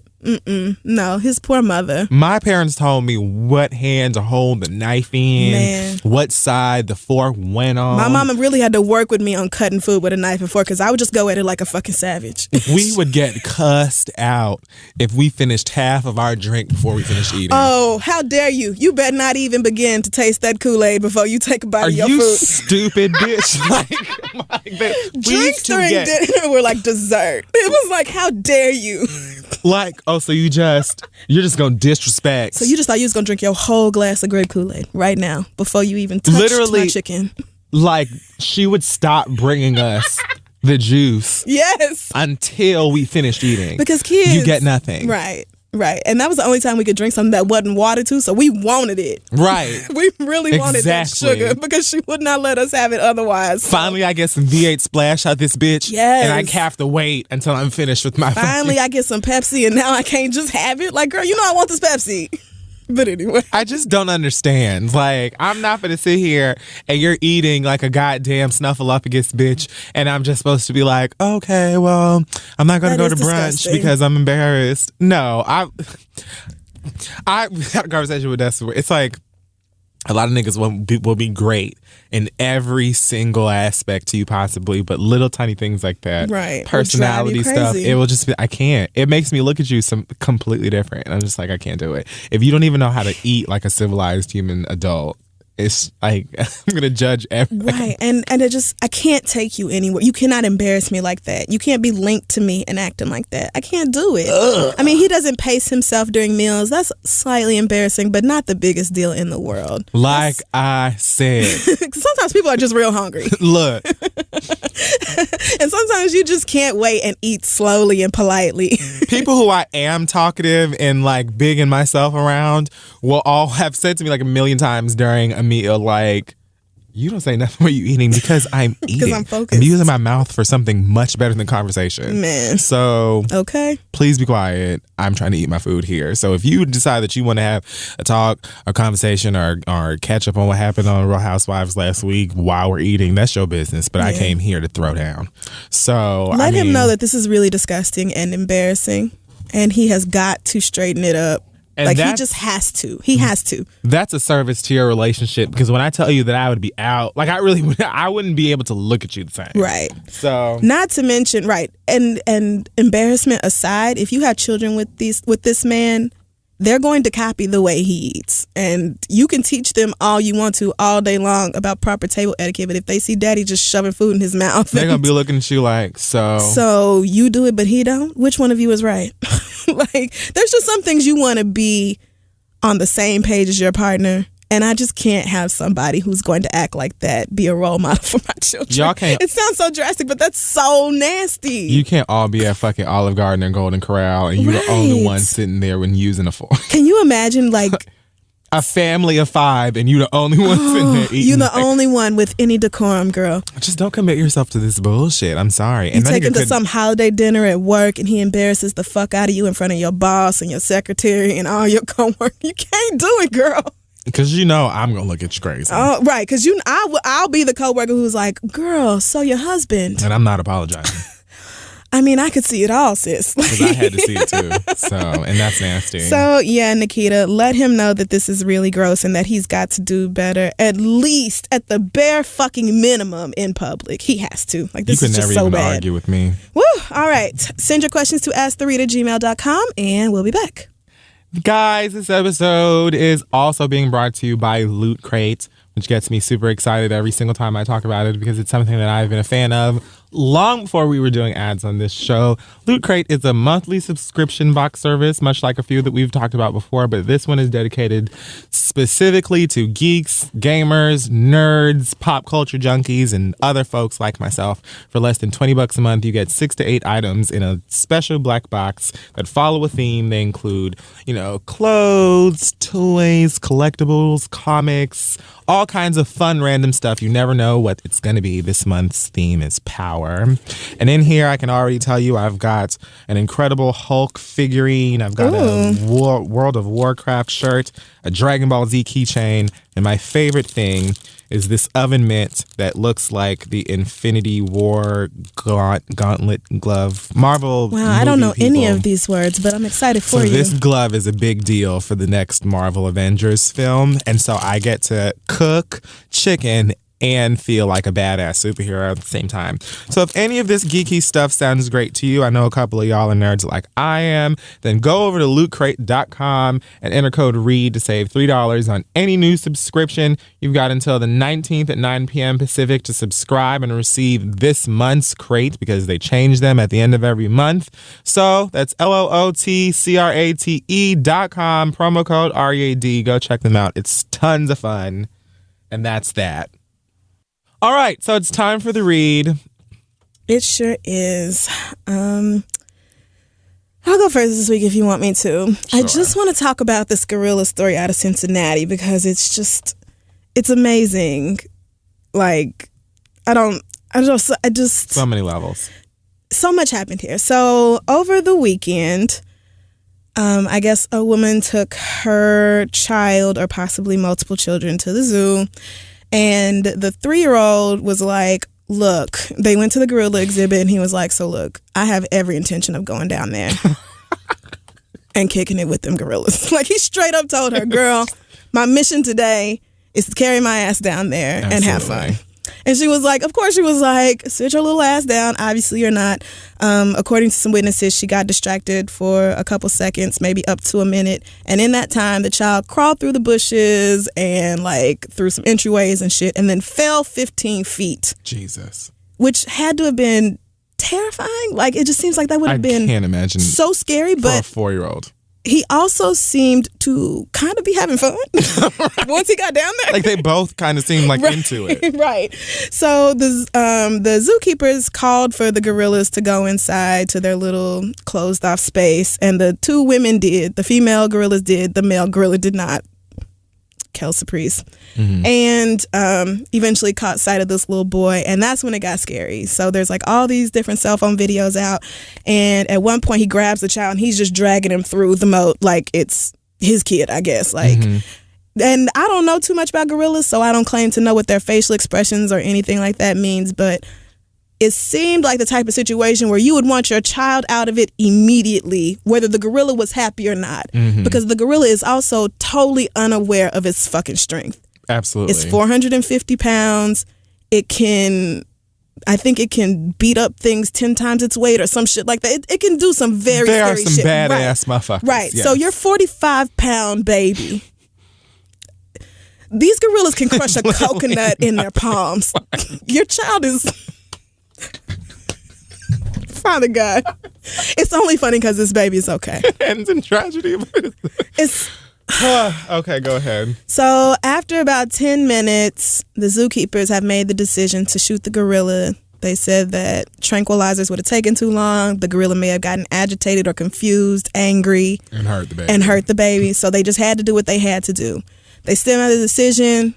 Fine. Yes, we get it. So when I first heard this story, my immediate thought was, bitch, how the fuck did your child get all the way down into a gorilla pit? And actually, I didn't even think bitch, because I wasn't thinking mother. I was thinking parent. I was thinking caregiver. And I was thinking that because I just took my ass to the Bronx Zoo last week with our friend Jade and her daughter Noah, and then Jade's friend and her 5-year-old son. So that's a 5-year-old, a 2, almost 3-year-old, should be 3 next month, and 3 adults. And when I tell you they beat our asses at that zoo for 2.5 hours, absolutely, it requires constant supervision. Absolutely. Even in the children's exhibit, which we went to last, and I have to tell you what happened, but I didn't even go through the children's zoo because I was so fucking exhausted by the end of that trip. You cannot take your eyes off of them for a second, especially when they are 2, 3, 4 years old, because they are still so much in the me stage of their identity. Yes. Their world revolves around them, and they do fun. And having fun. You mean I get to go to the zoo, bitch? Now, and I told Jay when she asked me, I said, bitch, I don't even like zoos. Fuck I look like going to the zoo. She was like, bitch, me neither, but we're going to take Noah. Right. And, I've heard great things about the Bronx Zoo. I don't like animals or zoos, so it's not something I would have normally done. I kind of want to go. I mean, it wasn't a bad experience, but if you take a child, wear comfortable shoes, loose-fitting clothing, and understand that it's a workout. Like, it really is. It's not some leisurely stroll, because they don't act like adults. When you get to the park is like that. I mean, you give kids, especially kids who grow up in New York City, you give them an open, wide space, they're going to take off the fuck running, because when do they ever see that? Right. So... A parking lot? Right. A what? So this 3-year-old essentially and 5-year-old are at the zoo, and it took the 3 of us working constantly to keep them out of harm's way, because obviously you want your kids to go to the zoo and have a good time. But when your baby is 3 and she doesn't care if cars are coming or people are walking or strollers, like, it was so many times Jade had to snatch Noah up and be like, do you see these strollers all around you? Like, Noah, look before you take off running. Like, they don't do that at that age. Right. It does require constant supervision. So I feel for the parent, because this was obviously a mistake, but at the same time, it happened because you were not watching that kid. Now, I'm not saying, oh, you're a terrible person because you took your eyes off your child for however many seconds. I have been to the zoo with babies recently. I know how fucking difficult it is, especially if you had more than one kid by yourself. You tell me you took a toddler and somebody else to the zoo and you didn't have no reinforcements? I really do see how that child got away. But at the same time, sis, that does not, just because we make mistakes does not mean we are absolved from any consequences. And so what I saw initially online, because I saw this on Twitter and then Facebook, what I saw was a bunch of people being like, oh, well, this woman, she's just every mom and we all make mistakes and I don't understand why anybody would be thinking about, charges being brought against her or restitution being paid to the zoo. And I'm like, really? You don't? You don't understand that the zoo had to kill an endangered or whatever the fuck? I don't know too much about these gorillas, but apparently this one was rare as hell and they made sure to extract his baby batter and freeze it so they could breed with one of the lady gorillas. So, I mean, this is not... There was like some 74-year-old guy who said that he raised that gorilla since it was like a tiny, right, and named it Harambe. And cried and all that kind of stuff. Yeah, like it was... And as somebody who doesn't give a fuck about animals in general, it still made me feel a way. I was sad. Because the gorilla... Right. I mean, the gorilla was in a zoo, the place where he is... supposed to be okay. You're already a captured animal. It already sucks. And again, I don't like zoos, so it's not like I'm on the zoo side either. But the animal was already captured, but he was at least supposed to be allowed to live. That should have been the last place. Like, they're endangered, I'm supposing, because people are killing them in the wild. So, this shouldn't have happened. It should not have happened. Your child should not have had the opportunity to get away like that. He just shouldn't have. It should not have occurred. I mean, that little nigga had to go through some stunts and shows to get down there, girl. It wasn't just around the corner, free access, or else thousands of toddlers would have done this by now. So clearly this was an issue of somebody not keeping an eye on him. If the zoo sends you a bill in the mail, I can't say nothing but, well, good luck, girl. Maybe you need to start a GoFundMe for help. I don't know what to tell you, but I don't see anything wrong with you being held responsible for perhaps having to pay the zoo back. So I don't think so either. So I'm finding myself, and even after, because initially I think a bunch of people thought she was white, and then it came out she was black, and I guess people changed their opinions. That don't make no fucking difference to me. The gorilla is still dead, and it shouldn't be. Period. So whoever you are, I feel like restitution is the least you can do. Now, how much these gorillas cost, I don't know, because again, it could be tens of thousands of dollars. I'm sure it costs a few MacBooks. Bitch. Well, and a couple of Rolls Royces, I'm sure. So for like half a day, maybe, white people really had me fully on their side. You know how white people love to be animal rights activists and all this. And I'm like, you know what? You're right. Justice for Harambe. This is fucked up. Like, somebody should have to do something about this. But then y'all had to take it to this whole nother level like you always do. Okay. It just had to get racist. It just had to be too much. So the Daily Mail, I think, published an article yesterday or 2 days ago talking about father of toddler in gorilla pit has lengthy criminal history, with a whole news story on this baby's father and the trouble he has been in before, but apparently he's turned his life around within the past few years and has a job and is taking care of his family and all this. So what is the fucking point of this goddamn story then? Like, did the toddler have a criminal history? Right. So then why is one even being brought up? Like, he has criminal blood in him. And he was trying to steal the gorilla. So that's frustrating enough, because the media, like, it's just something about black people being in news stories that makes them say, how can we make this look even worse? Yeah. And white perpetrators, white attackers are afforded a humanity that we are not. And it's amazing to me that they went that deep into it. Like, you actually investigated the history of this child's father just for clicks, just to have a news story, just to bring up something negative about a black man that you could publish. Like, you really did that. And now all these bitches on the internet, namely Facebook, are talking about, oh, well, the parent should have been shot instead, or they should have let the baby die and all this shit. Like, bitch, pump your motherfucking brakes.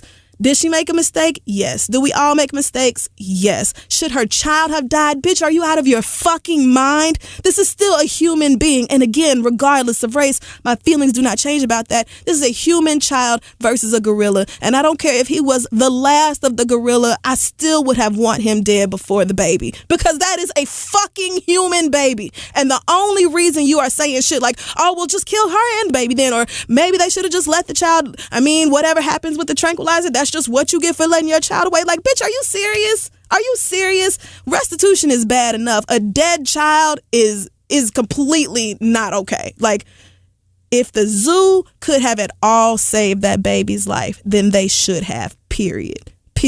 There's no other explanation for it. It was a terrible situation. It was fucked up. It's a fucked up story, but still, that's how it should have ended. If it got to that point, then the gorilla should have died, girl, because there's just no way you are going to convince me that I should value a gorilla's life over that of a human being, especially not a black child. And the fact that you are doing this is because he is a black child. Like, I really don't think the response would be this violent, because there are like thousands of people in these Facebook pages talking about the mother and whoever else involved should be arrested and brought up on criminal charges, and y'all should have just, what's wrong with her lazy ass that she didn't drop down in the gorilla pit? Oh, so he can kill both of us? So that he can just watch the gorilla kill his mother right in front of his fucking face? Like, this ain't no fucking game.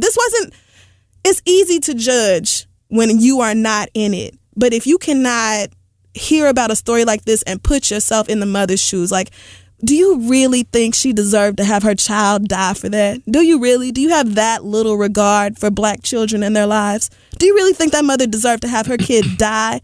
She fucked up. Okay, the gorilla is gone. It's sad. But get a fucking grip. Like, really, get a fucking hold of yourselves. You're really saying the gorilla should have lived over this baby? Like, bitch, white people love animals more than us. Jimmy Kimmel cried behind that fucking lion. I will never get over that. Cried behind that fucking lion. Real white American tears over that lion. Amidst, like, the heat of the fucking Black Lives Matter movement. White people think like, animals are white, too. Like, they think animals are white, too. Like, they really black do. people are subhuman. Even like, we're gorillas. Sub-animal to them. Like, we are... Because I was waiting for them to call that baby. We are even less than gorilla, right? I mean, and I'm sure somebody's done it. I'm sure someone's done it. But like, y'all can't even, you fucking animal right activists, crazy ass motherfuckers, I can't even be on your side for 24 whole ass hours, because then you have to go fuck it up. Take it too far. Why can't you have a rational response to this? Why can't you? And to the family's credit, they have released these statements talking about, people have offered us money. Please don't give it to us. Give it to the zoo. You know, thank you so much for all the prayers and everything, but anything you want to donate, give it to the zoo. We're fine. Our son is okay, and that's all we can ask for. And I agree. Like, your baby is alive. That's all you can ask for, girl, because it could have been much, much worse. Yep. But for all you assholes who are acting like she deserved to have her baby die behind this, and that the gorilla's life was somehow worth more than hers, like more than her child's, they're just like, bitch, it sucks. Just die. Just die. Down. That is right. It's sad. I felt sorry for a fucking animal. I felt sorry for an animal. I'm so sorry. I've never fucked with animals like that. I've hated the zoo since I was a child. Like, the school would make me go, and I would be like, really? This is so... I like dogs. I like domesticated pets, but as far as wildlife, I feel like they asses should be in the wild. I love recognizing, if I can look at it and be like, oh, I know what that is. I'm like, okay, I love those types of animals. But girl, I'm not going to be like, oh, you or your baby should have died because of this accident. Right. Like, right. Now, I know that my mama, all I can do is speak for her, because she would have been like, please get my baby out of that pit so I can kill him, my motherfucking self. I mean, he's 3 though. That's what they do. They run the fuck off. Like, they're terrible. You literally will blink and your baby will be halfway on the other side of the state. Like, and so, especially as someone who does not have any kids, I try not to judge in those types of situations. Like, that's not even an age I'll where judge if I know what the situation is like. Because I've spent a whole lot of years doing child rearing. But that's not even an age where you can be like, now when we get in here, bitch, you sit your ass down and you don't blah blah blah. No, blah, blah. you can't talk to them like they that. don't care. They're like, I've wanted to see a gorilla my whole entire life, and this is not close enough. I just figured out what one was, but now I have to. I mean, and he told her, I'm going. Like, we're going. I'm going. I really want to get close. I'm going to do it. Like, and you can sit there and talk to them all you want to, but when they're 2, 3, 4, like, it just doesn't, right. That's fine. So Whatever. anyway, bitch. Bye. It was like, out of my face. It was like 45 minutes before the zoo was about to close, and we were hauling ass from one side of the zoo to the children's zoo. And Noah would not get in the stroller, would not let Jade carry her on her shoulders. She demanded that I carry her. She would not jog with me. She would not walk next to me. She demanded that I carry her. And so I had this 35-pound toddler strapped to me running across the zoo, and there's no negotiating with her. Like, there's no, Noah, please. Noah's almost as tall as you. Right, right. So this is half of my body and the shade. We finally get to the children's zoo. I'm sweating. And Noah, like, she's hugging me, and then she gets up and she pats my shirt and she goes, "You're soaking wet." I said, "Do you know why? Do you know why I'm soaking wet? It could be because it's like 85 degrees out here and I've been running with you for a mile and a half." Like, I think that's it, sis. But she was just like, "You're gross." No, I was like, that isn't my problem. Right. She's like, whatever this is, fix it. Yeah, but I'm saying the point is that you're nasty. So when I get back, can you be dry at least? I'm like, okay, little girl, I am tired at this point because I have been chasing you around a zoo for 2.5 hours. I hope Beyonce's next album is all about this and Blue, because if it's amazing. With Blue Ivy knowing exactly who the hell she is and going to zoos on Mercury, I just want to know what it's like when she's running around. I know, because thank God I'm sure Beyonce can just have the whole fucking zoo shut down. But toddlers will be like, "No, I'm not going in my stroller. You're not going to make me. I'm clearly in a fun house and I'm going to run." Like, ooh, and don't have them to be like, "Yes, this is the middle of the street and I know that we're supposed to keep walking, but I'm ready for a nap and I'm taking it right here." Right. If they don't care. Or if you're crossing the road and they just don't, it doesn't even occur to them to look back and see if somebody is behind them or if they're going to be in somebody else's way. It's like they barely even see people in front of them. It's just like they have tunnel vision for whatever they want. If you are holding onto a toddler's hand and walking with them and you're walking too fast for them and their legs just stop, they're just like, "No." And there's nothing you can do with that. No, because you're moving too fast. You're asking way too much of me, so I'm done. There's nothing you can do with kids at that age. Like, so going to the zoo is something where you have to prepare yourself mentally. Like, I know this is about to wear me down, but my child is going to have a good time and I want to keep that in mind. Like, that was what I had to keep in mind. These kids are 3 and 5. They're excited. But if it was Madison and her baby Holly, they would have been saying, "Well, Harambe was no angel and he stole all the bananas from the rest of the fucking gorillas in the zoo." And I find it hard to believe. And he always had an attitude. Like, why was the exhibit that packed and no other parent noticed this child wandering off and was like, "Hey girl, your baby though"? Like, I feel like if it was Madison wandering off, somebody would have cared, to be honest. I had a joke, but it's too tough. You ain't shit. Anyway, I'm done. I just... Rest in peace, Harambe. You didn't Harambe. You really didn't deserve that, brother. You really Harambe didn't. was literally looking at that baby like, "What the fuck are you doing down here? I came here to see you. You don't belong in here." Right. And then they started hollering and he's like, "Oh God, I know they're about to bring the and then gas everybody out." started screaming. So, I'm sure Harambe was like, "Well, now, bitch, what is bring it? your ass. Like, you can't just be down here. Do y'all want it back?" God, it just sucks. It does. It sucks. Okay, so my read this week is kind of like a spiritual one. Not really. But I'm not necessarily angry about anything. I just want to say that, how should I approach this? Okay, there are a lot of people who are in relationships with someone and shit goes south, or, maybe you just broke up with somebody and you start dating somebody new.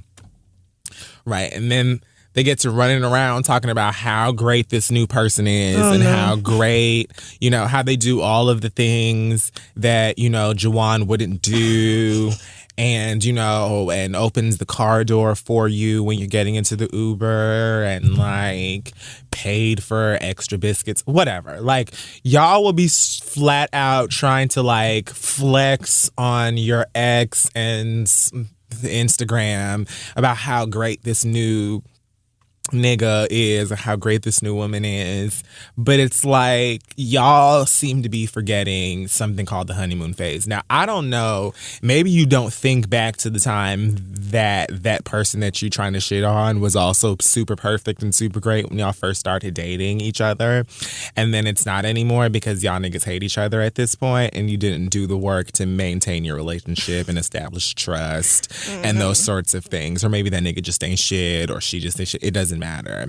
But I just want to say that I think that it's very important for us to remember that liking somebody is the fun part. Like, liking someone is fun. Having a crush on somebody is fun. Going out with somebody new and all that stuff is fun. Loving someone is fun too, but it's hard. Liking somebody is easy. Bitch, you could like somebody, like, I'm sure that before we come to record this show again, I will like somebody new. And before the next show after that, I will no longer like them. Like, it happens all the time. You can like somebody and within hours, you'll just be like, I have no idea what I was thinking. And then you'll feel disgusted with yourself the next day. Liking somebody is easy, but it's fun as fuck to just have somebody new and new conversations and get to know somebody. And then you want to do little extra things and be cute with them or whatever. And then after a few months, you realize that bitch chews with his fucking mouth open and doesn't know how to act in public. And the nigga doesn't pay his fucking car tickets and wants you to be the one to pay for it and have your car get, repossessed. You know what I'm saying? Like, after a while is when you start to really get to know each other and the flaws and things come out. And that's when it's like, oh, this person's awful.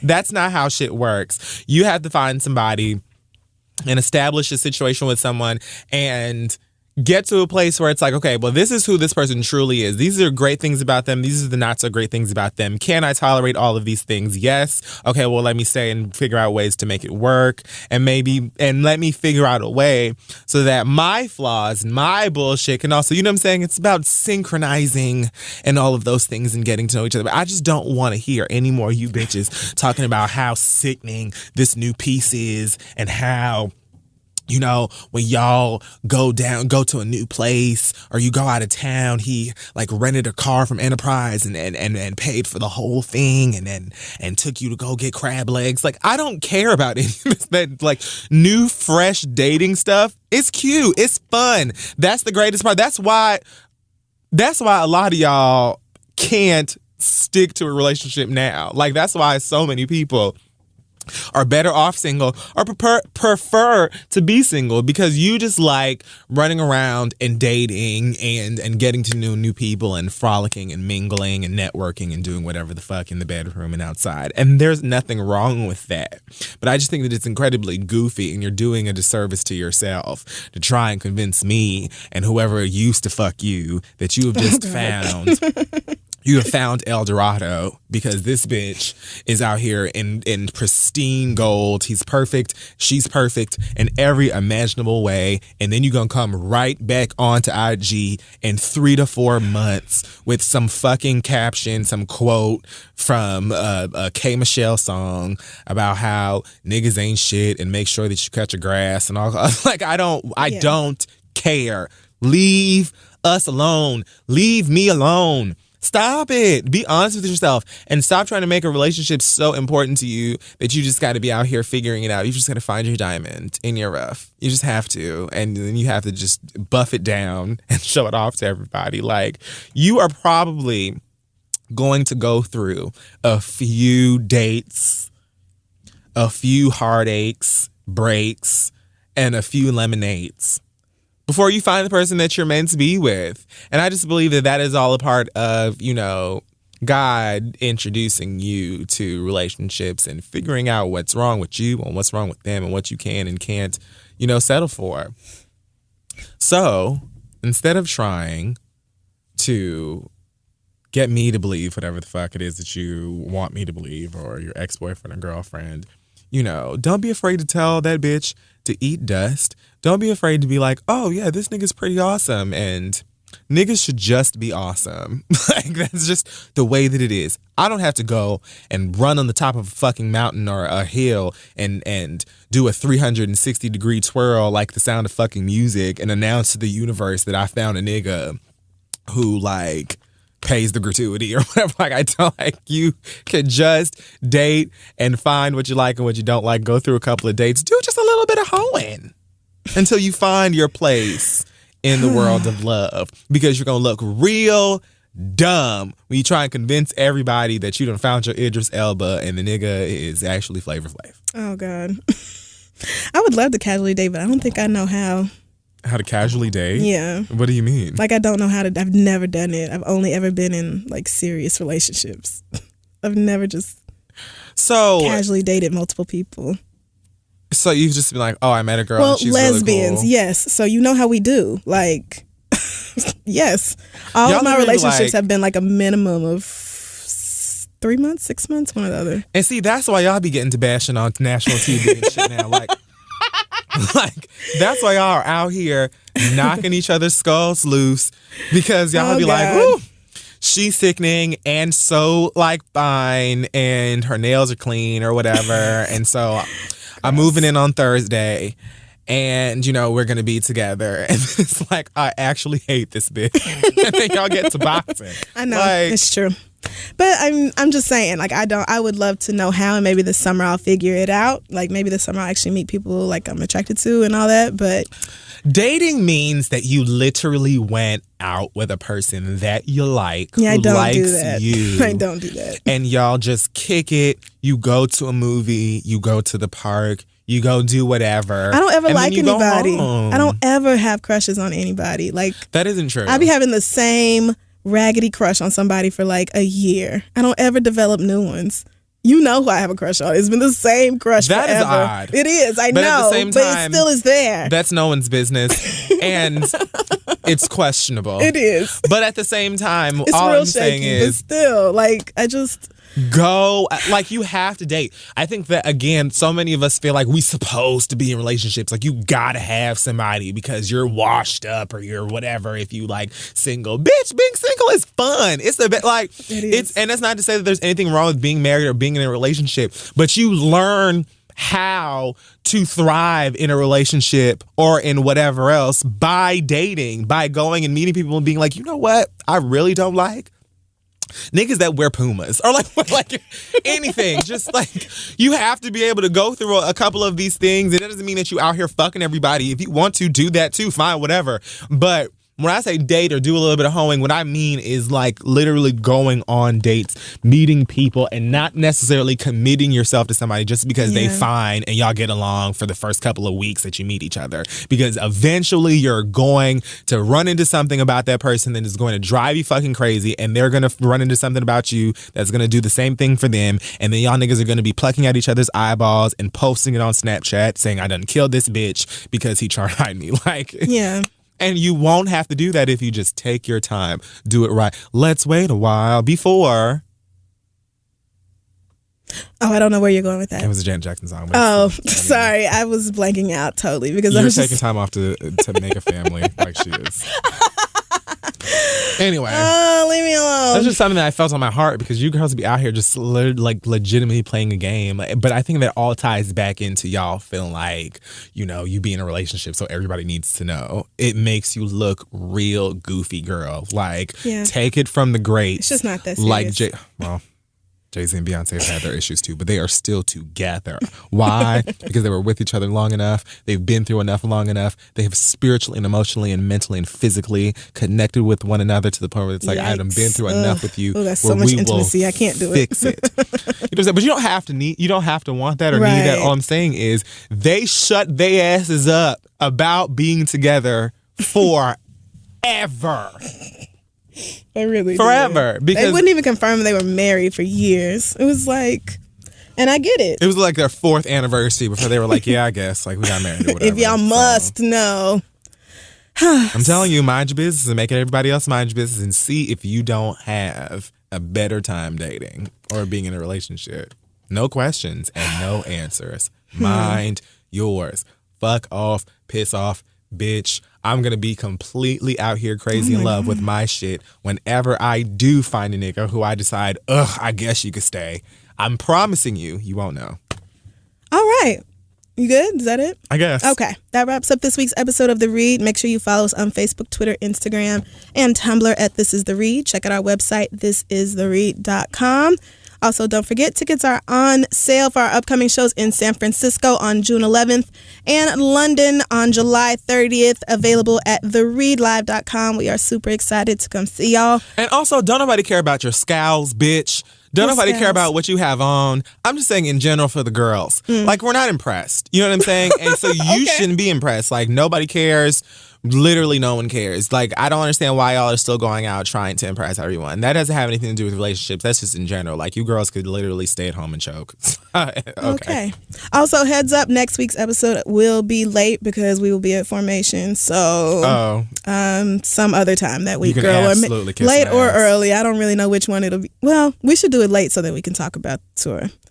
So, but yeah, it won't be on time next week. Show next week at all. Depending on whether or not I die. Okay, yeah, we'll see what happens. So, but just wanted to let y'all know. I also have 2 tickets, but I haven't decided who I'm taking yet. Problems of the baitless. So the first night I ended up with an extra ticket, and so I gave Jade my ticket so that she and Asante could sit together. Right, so it's like I don't have... But the second night I'm going to the pit with Bailey. So, who I don't think you know Bailey, but Bailey's got a pit ticket on Wednesday night too. I think you're going to get wet. Well, I don't really care. I know, I'm just saying. I don't. I'm still trying to figure out what I'm going to wear and what I'm going to do with my hair.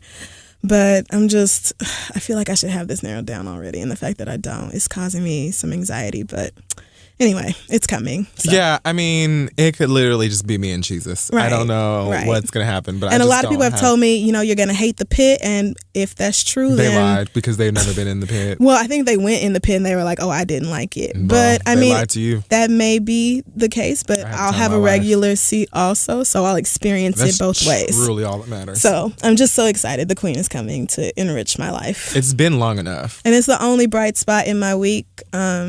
As you all know, I have recently endured a loss, and I don't want to talk about it. I am very much in my feelings, like for real in my feelings, because this team has done this to me again. So what do you call the Western Conference press conference? The conference? Yes, you call it the conference. Okay. So, but anyway, just a friendly reminder that I love you all, but not as much as my team. So if you at me talking shit, I will block you or mute that's you. Fair. Like, I will not engage with you about it. Just please stay out of my mentions if I'm not in yours. Please stay out of my Instagram comments if I'm not in yours talking about my team, because I will block or mute you. Like, I will just do it. And if that's what you want, then please bring your hate on. But if you'd rather not, then I usually hit them with a kind of block like mute because it's like they think I can hear them and I can't. So it's kind of I like for you to know. I like for you to know. I mean, it's just really whatever mood I'm in. I'm just saying, like, the way I feel about this is serious. Like, I'm not joking with you about my team and the way that I love them. And it's on top of the Saints having a shitty ass season too. So and the fact that they toy with me. You niggas were up 3-1. How the fuck did y'all lose 3 games? I'm assuming that means out of 7 or... They lost 3 games in a fucking row, including 1 at home. Like, you niggas were blowing them out. How did you do?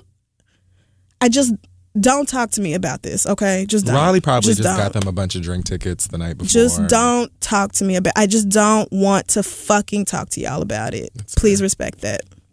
Oh, shout out to, I don't think that I had to block anybody in terms of the Formation tour. Oh, yes. Congratulations. Y'all have really been keeping up with that. I appreciate it. I really appreciate it. I really do, too. I have managed to avoid tour footage. I really have. I saw a couple of pictures. Thank y'all for that. I mean, but I think I've seen outfit changes, things Beyonce. like that. Right. I mean, I've avoided all the shit I wanted to avoid. Same. So thank y'all for that.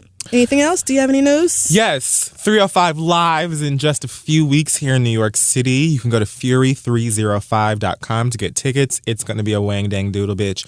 There's going to be lots of music from this year, the last year, 2014, and years before. But we're going to keep it current because nobody wants to be in the club all night long listening to Gem and the Holograms and motherfucking it's just one of those days that a girl goes through. Like, bitch, yes, fine. But girl, please, Gucci just got out.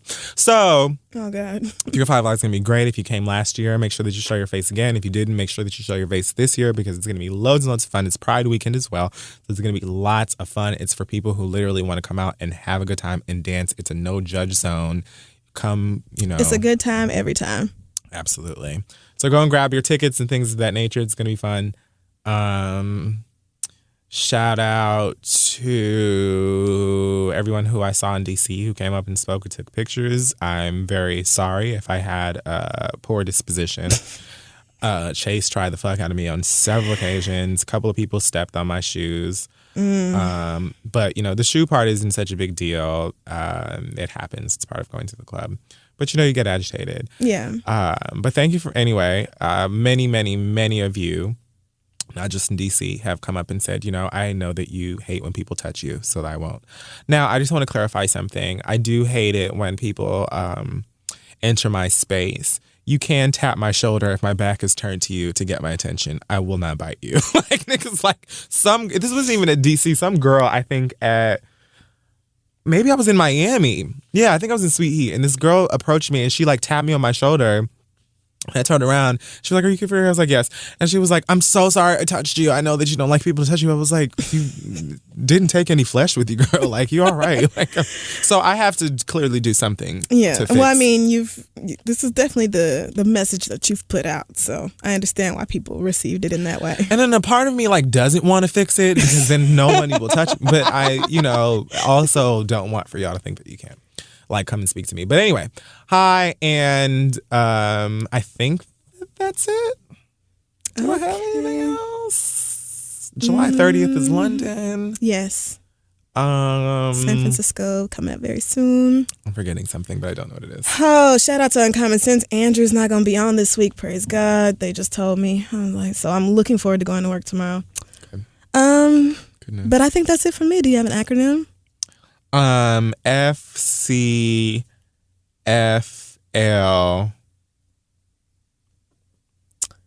Fuck croissants, fuck legumes.